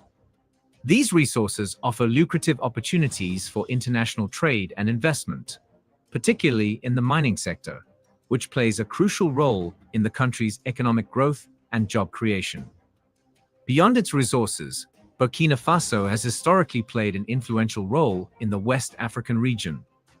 Under former President Blaise Compaoré, the country helped mediate political crises in neighboring nations such as Togo and Niger. Its strategic location and history as a regional peacemaker make Burkina Faso a key player in the Sahel, and an important ally for countries with security and economic interests in the region. Countries committed to maintaining peace and security highly value the ability of a nation to serve as a stabilizing force in a volatile region. In the Sahel, an area that includes Mali, Niger, and Chad, multiple challenges persist, such as humanitarian crises, armed conflicts, and the ongoing threat of terrorism. Burkina Faso's strategic relevance has grown due to its proactive role in regional diplomacy and conflict resolution. In recent years, Burkina Faso has significantly improved its diplomatic relations with neighboring West African nations. For instance, it has strengthened bilateral ties with Ghana, fostering cooperation across various sectors. It also resolved a territorial dispute with Mali through peaceful mediation, reducing tensions and promoting regional harmony. For countries that value regional integration and collaboration, Burkina Faso's commitment to diplomacy and peaceful coexistence is a major point of attraction. Stronger regional ties support the broader goals of political stability, economic growth, and collective security throughout West Africa. Additionally, Burkina Faso plays an active role in several international organizations, such as the International Criminal Court and the Liptako Goma Authority. These memberships reflect the country's dedication to multilateralism and provide platforms for Burkina Faso to raise concerns, engage with the international community, and attract foreign investment and developmental support. This engagement enhances its international credibility and demonstrates a willingness to adhere to global norms and standards.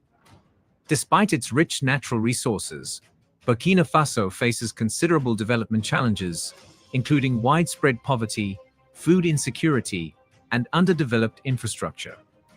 To address these issues, many countries and international bodies offer humanitarian assistance, technical aid, and economic development programs.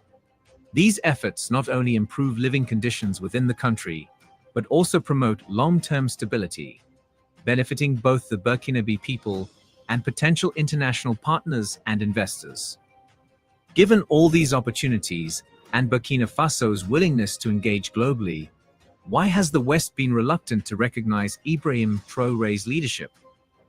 The answer lies in deeper geopolitical and ideological considerations. Western hesitation isn't simply about Burkina Faso's internal affairs. It reflects long-standing patterns in global politics. For decades, Western powers have approached international partnerships in ways that often serve their own strategic and economic interests first, particularly in Africa. Resource-rich nations, like Burkina Faso, have historically seen their wealth extracted under unfavorable terms, with limited local benefit. Mining and trade contracts, for example, have often favored Western corporations, prioritizing their profits over regional development.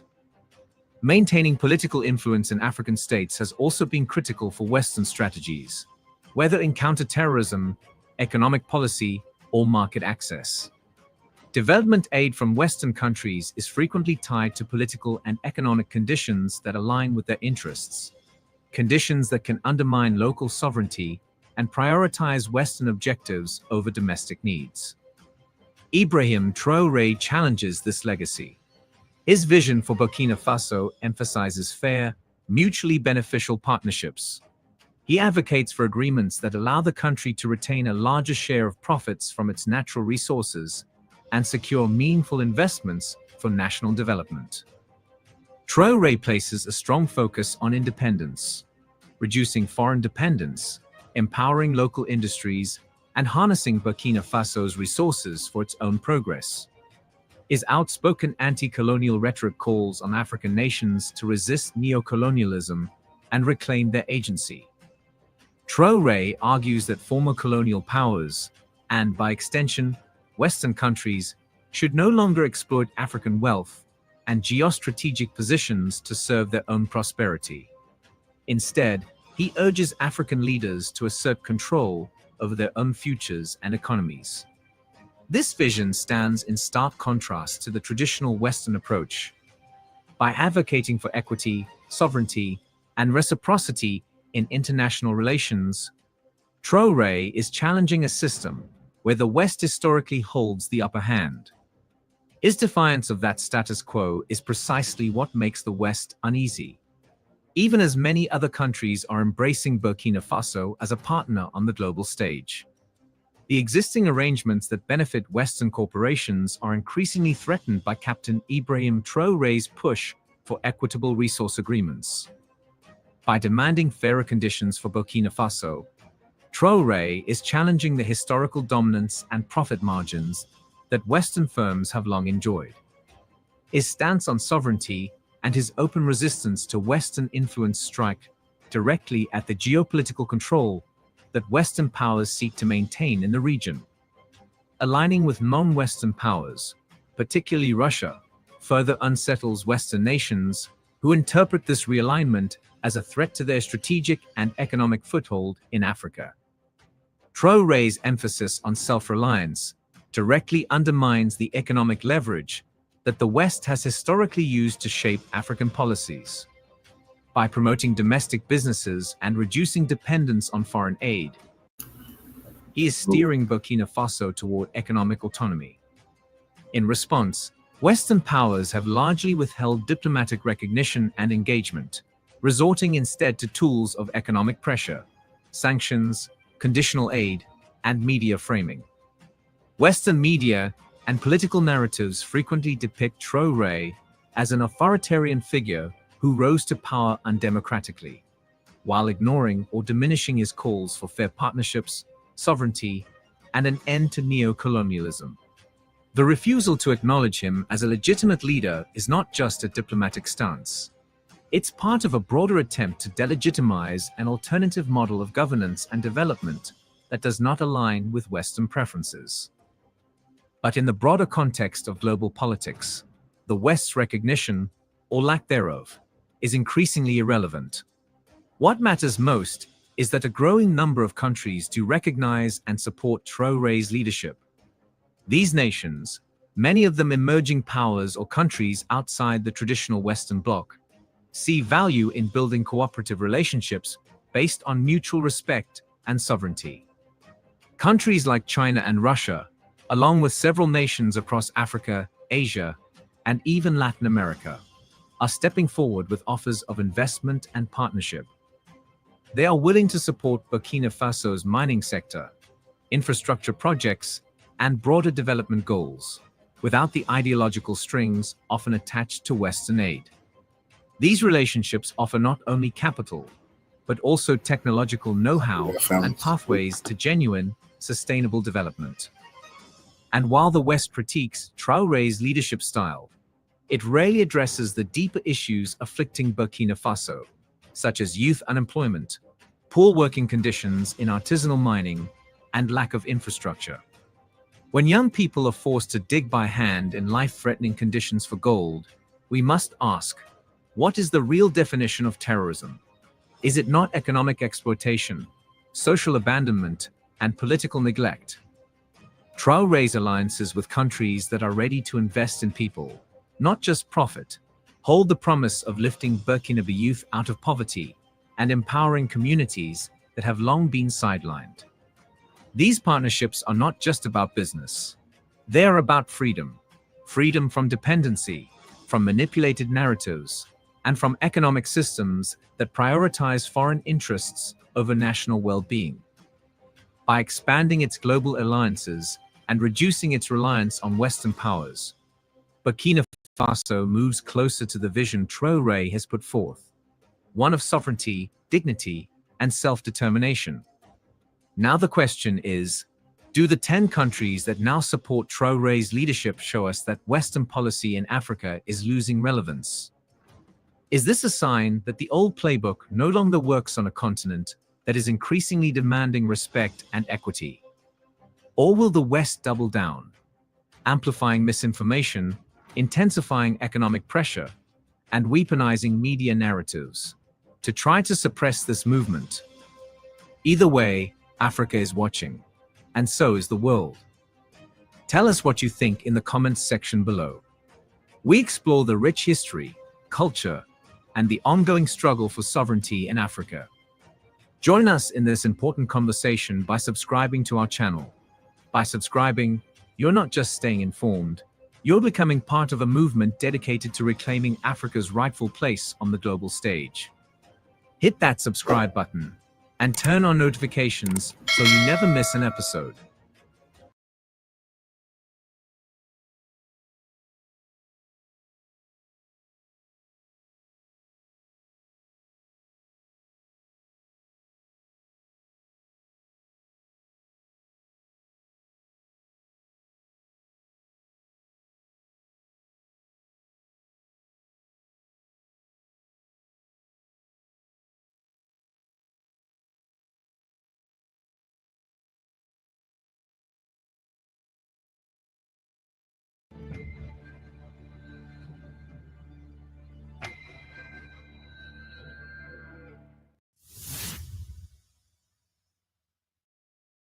The encircled Ukrainian troops began to surrender en masse as the Russian armed forces managed to re-enclose Kursk region, liberate Oleshnya, and entering the last settlement still under Ukrainian control, in Gornal, the Russian Defense Ministry reported on April 19, 2025.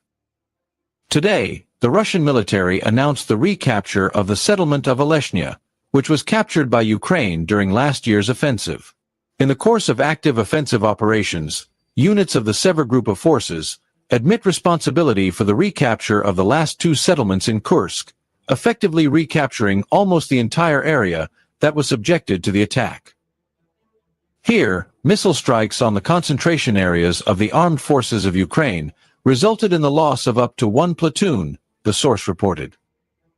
Ukraine NATO, governed by bureaucratic forces, in turn tried to attack Russian troops from Sumy region, having suffered losses of more than 75,170 soldiers, according to the Defense Ministry as of April 19, since the start of the futile adventure towards Kursk.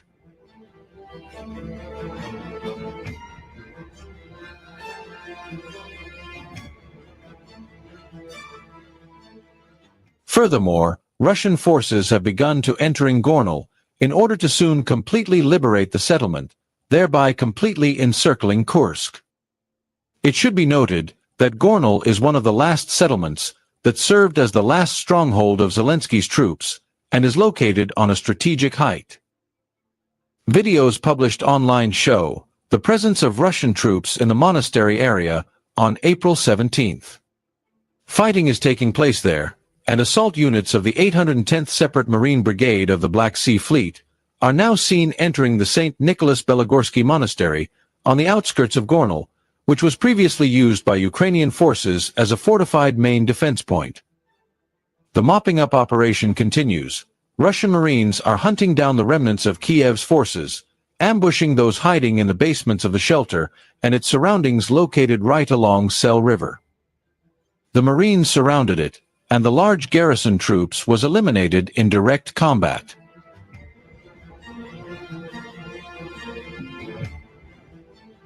Thus, great fear gripped the encircled Ukrainian troops, who suffered heavy losses and surrendered to the units of the Sever Group of Forces, as shown in footage released by the Defense Ministry on April 19.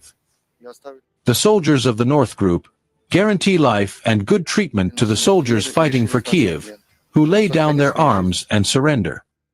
The defenders, both officers and common soldiers, fled or surrendered, refusing to participate in hostilities. The armed forces of Ukraine lacked trained soldiers. Many were sent to the meat grinder to be killed. The only one who asked the question, "Why there and what next?" The battalion commander answered, "I don't know." That was the answer, the prisoner of war said. Занять позиции на окружной дороге Суш. Для меня был шок, то есть мы были в Сумской области, и я единственный задал вопрос, говорю, а дальше что? Почему туда и дальше что? На что мне комбат не ответил. Тогда я комбата, правда, видел второй раз в жизни, я не знал никого с офицеров, то есть, ну, я задал такой вопрос, а дальше что? На что мне комбат ответил, я не знаю. Вот такой был ответ комбата. Поймали на улице, прямо возле дома, и повезли в военкомат проверять, обновлять данные. Не обращали внимания на болезни, все, написали годен к службе в вооруженных силах. После боя там обгорел я, ну, был пожар, горел там сарай, все, и реально обгорело лицо было. Увидели русских военных, которые там в одном из разрушенных домов были. Оружие поставили и сдались. Приняли хорошо. Там реально помогли, потому что лицо у меня было сильно обожженное. Крем дали, чтобы помазать. Ну, чаем напоили.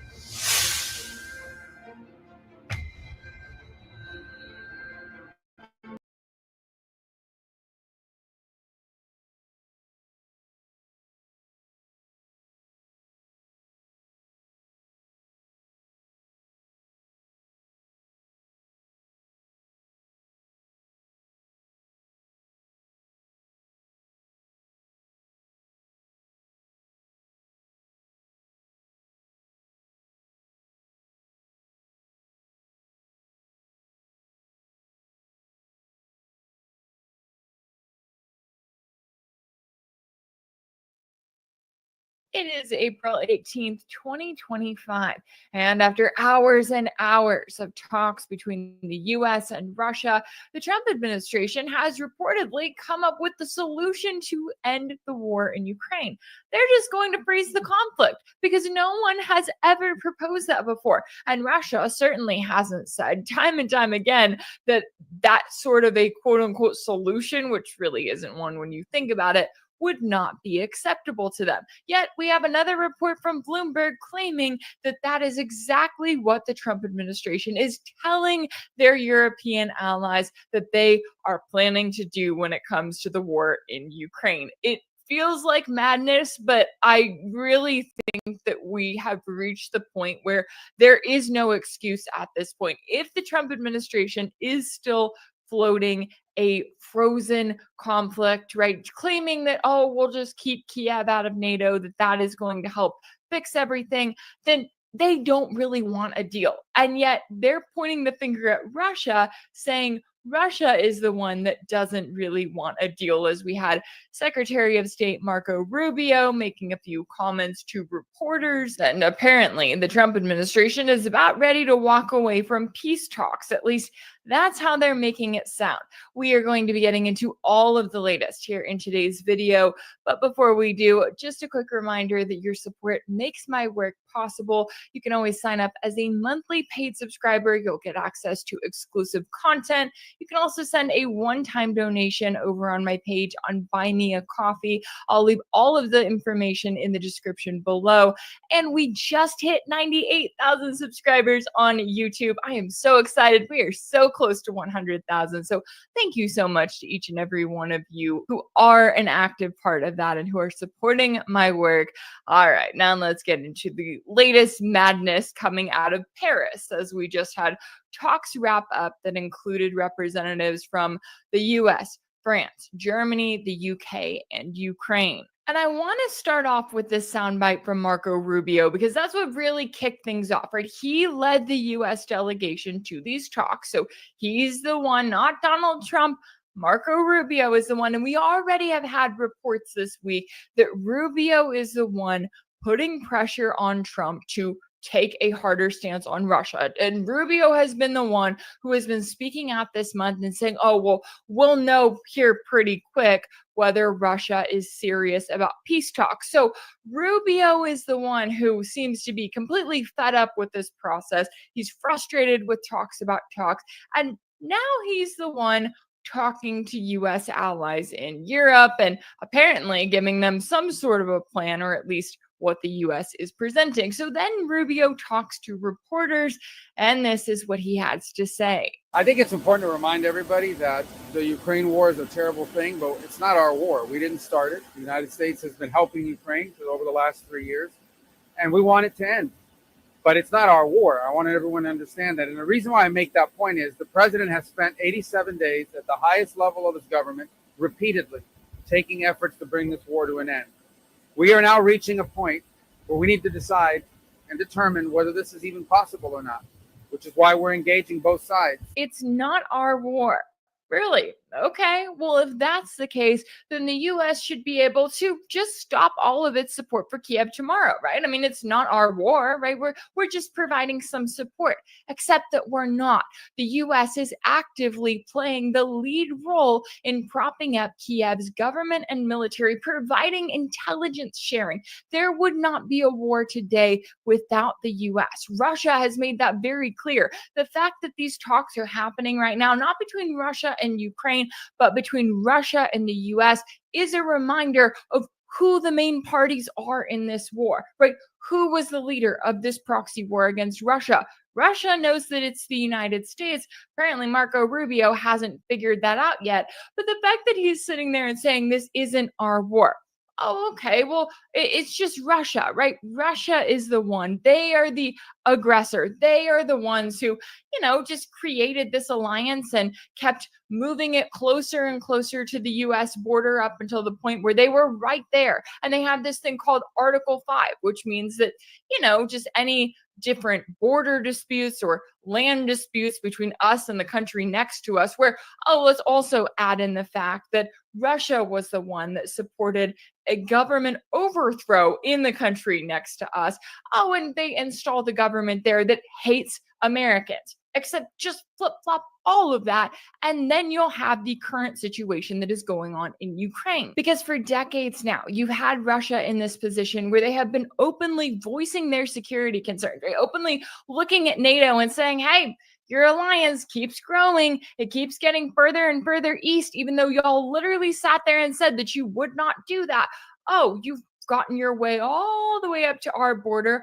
Oh, you're wanting to include a country like Ukraine, where you just backed this government coup in 2014, installed a regime that hates Russians. Oh, and you're continuing to target the ethnic Russians in eastern Ukraine. This conflict that we're seeing today did not happen overnight. It has been built up over the course of years. And Rubio is doing, and Trump does this too, right? They act as if, oh, it's just Biden's war, right? Biden is the one who let things escalate. He had a weird thing with Ukraine. I don't know.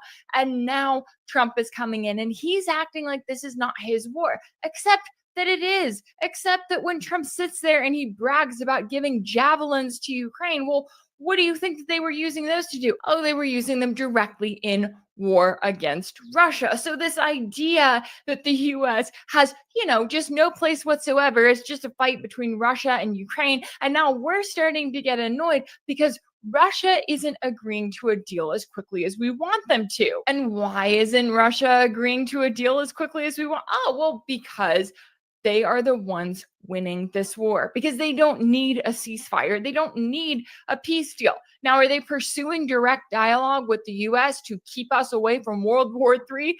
Yes, that's what they're actively doing right now. But this idea that the US is just this third party, right? That they are the one who is coming in and trying to broker peace between these two warring countries on the other side of the world. Well, if that's the case, then the US needs to stop all support for Ukraine tomorrow. If that's the case, then we should see how well Kiev can stand on its own. We should really see how much the US has been doing to prop up Kiev to continue this proxy war against Russia.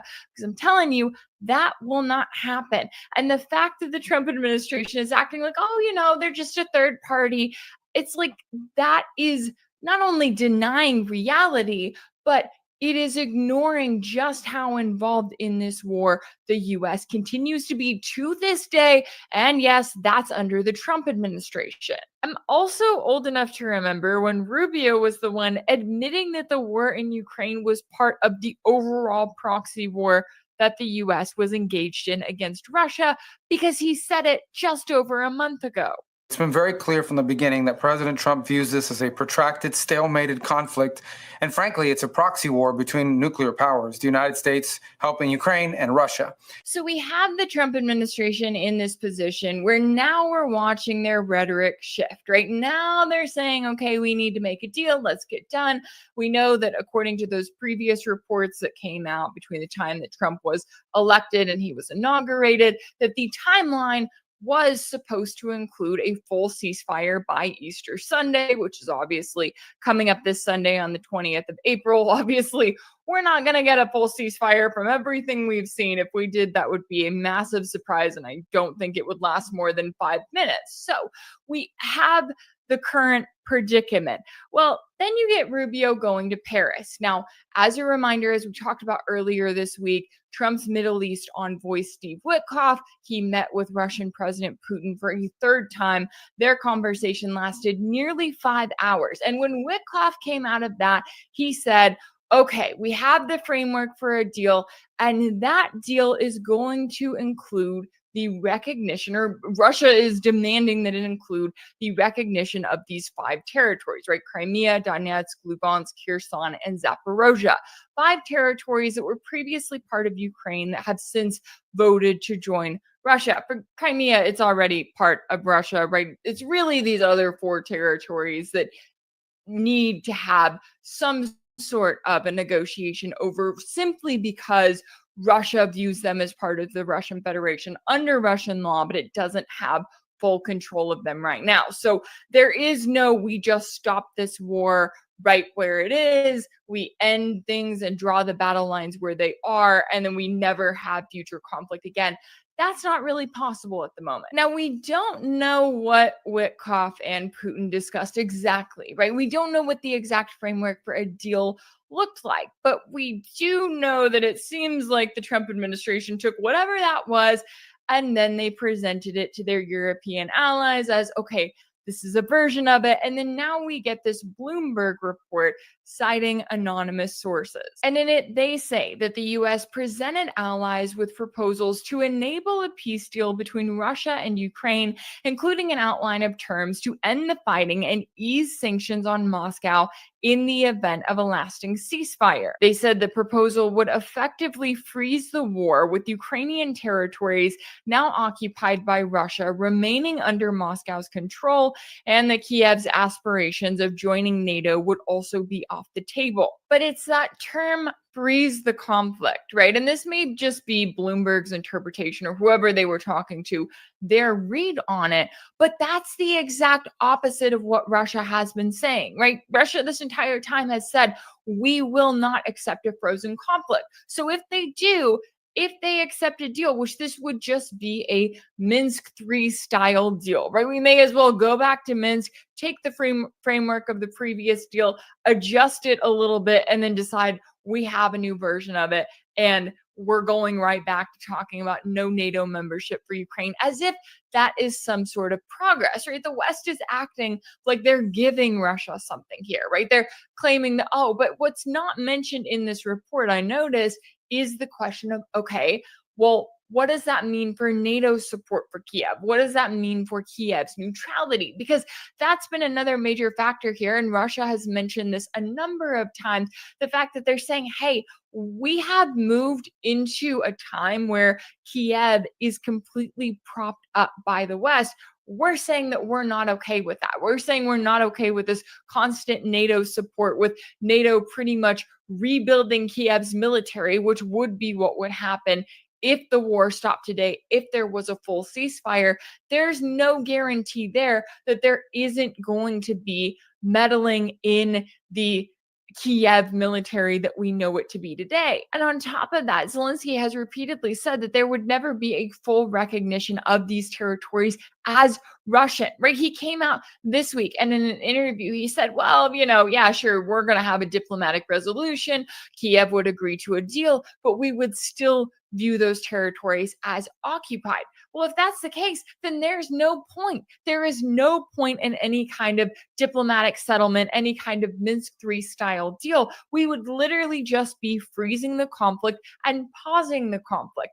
And I get that the Trump administration wants to, you know, wrap this up and put a nice bow on top of it and say, hey, look at us. We negotiated peace in Ukraine. We were able to bring about a quote unquote end to this war. But the thing that Russia keeps bringing up, and I think rightfully so, is the fact that they are not talking about real solutions here. They're talking about, you know, slapping a Band-Aid on it. But for as long as there is still a government in Kiev that is fully supported by NATO, fully backed by NATO, going to be rebuilt by NATO in the event of any kind of ceasefire, then what's the point of having an agreement where you talk about how, oh, Ukraine is not going to become a member of NATO? Well, that's literally in name only, because they are built by NATO, backed by NATO. And so for as long as that is the case, it's hard to see Russia agreeing to some sort of a deal like the one that is being presented in Bloomberg right now.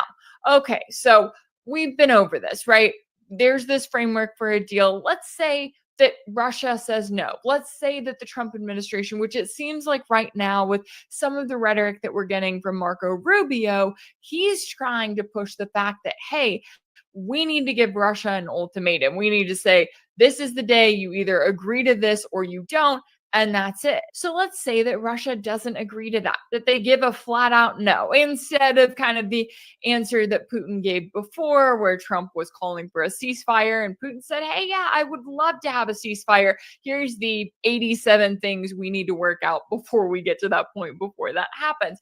Let's say that Russia doesn't play the diplomatic game and that they just come out and they say, no, the terms of your deal are not acceptable. We've been telling you that they are not acceptable for literal years now, and you have not adjusted it enough to where we are satisfied. Or they could even point to the fact that, look, Kiev has said that sure, they would agree to a diplomatic deal, but that they would never fully recognize these territories as Russian. Therefore, we can't agree to a deal because it's not being negotiated in good faith. Just like with the Minsk Accords, where you had former German Chancellor Angela Merkel coming out in the aftermath of it and saying, oh, well, yeah, that was really just to buy time so that NATO could rearm and build up Ukraine and its military. Well, Russia is able to, right? They are able to point to Zelensky's latest comments and say, hey, we have the evidence this time around before the fact that this is what Kiev is planning to do, that they are just going to use a frozen conflict to buy time. Well, if that's the case, if the Trump administration gives them some sort of an ultimatum, then what happens after that, right? Instead of easing sanctions, is the Trump administration going to put on more sanctions? Are they going to add more sanctions to Russia, already the most sanctioned nation in the world? Are they going to ramp up sanctions on countries that do business with Russia, that have continued to do business with Russia, even in the face of all of those threats of US sanctions? Is the Trump administration going to then provide more support for Kiev? Because that's the thing. When you look at Rubio's rhetoric and Trump's rhetoric, they talk about, oh, you know, if these peace talks don't go anywhere, we're just going to move on, or we're just going to walk away. It's like, okay, but you're going to walk away from the talks. You're not going to walk away from support for Kiev.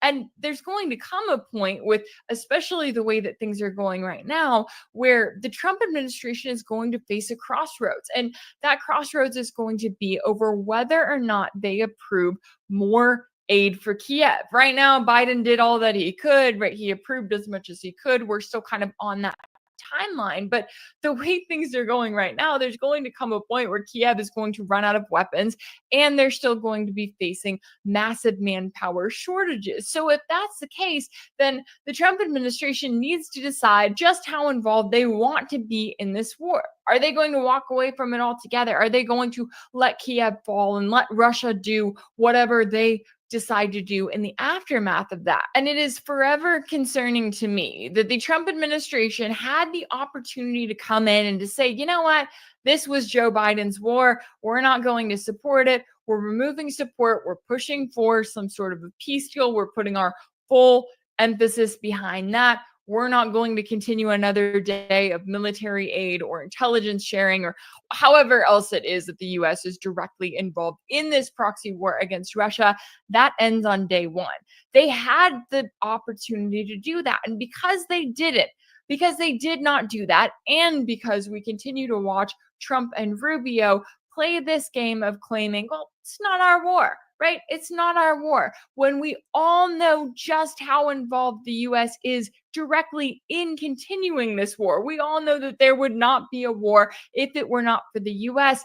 That's when I start to get concerned, because that does not tell me that the Trump administration is planning to pull all support for Ukraine, to say, hey, we've done what we could do.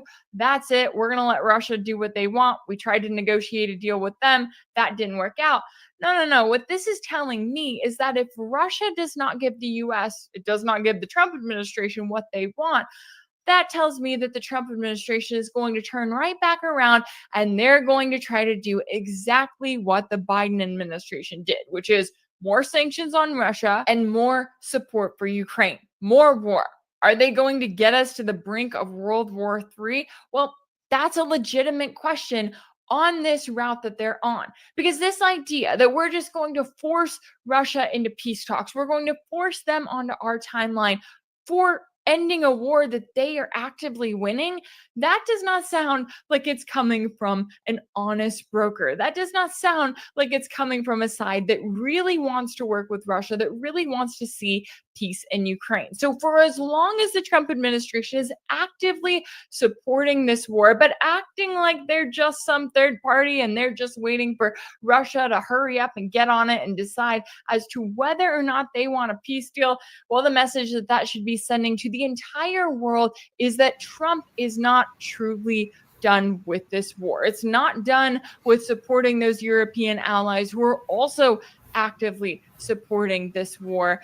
And that should be incredibly troubling to everyone who voted for Trump, thinking that he was truly going to support an end to this war in 24 hours, right? Immediately when he got into office, that he was going to pull support for Ukraine. And that's something everyone should be talking about. Coffee. Follow me.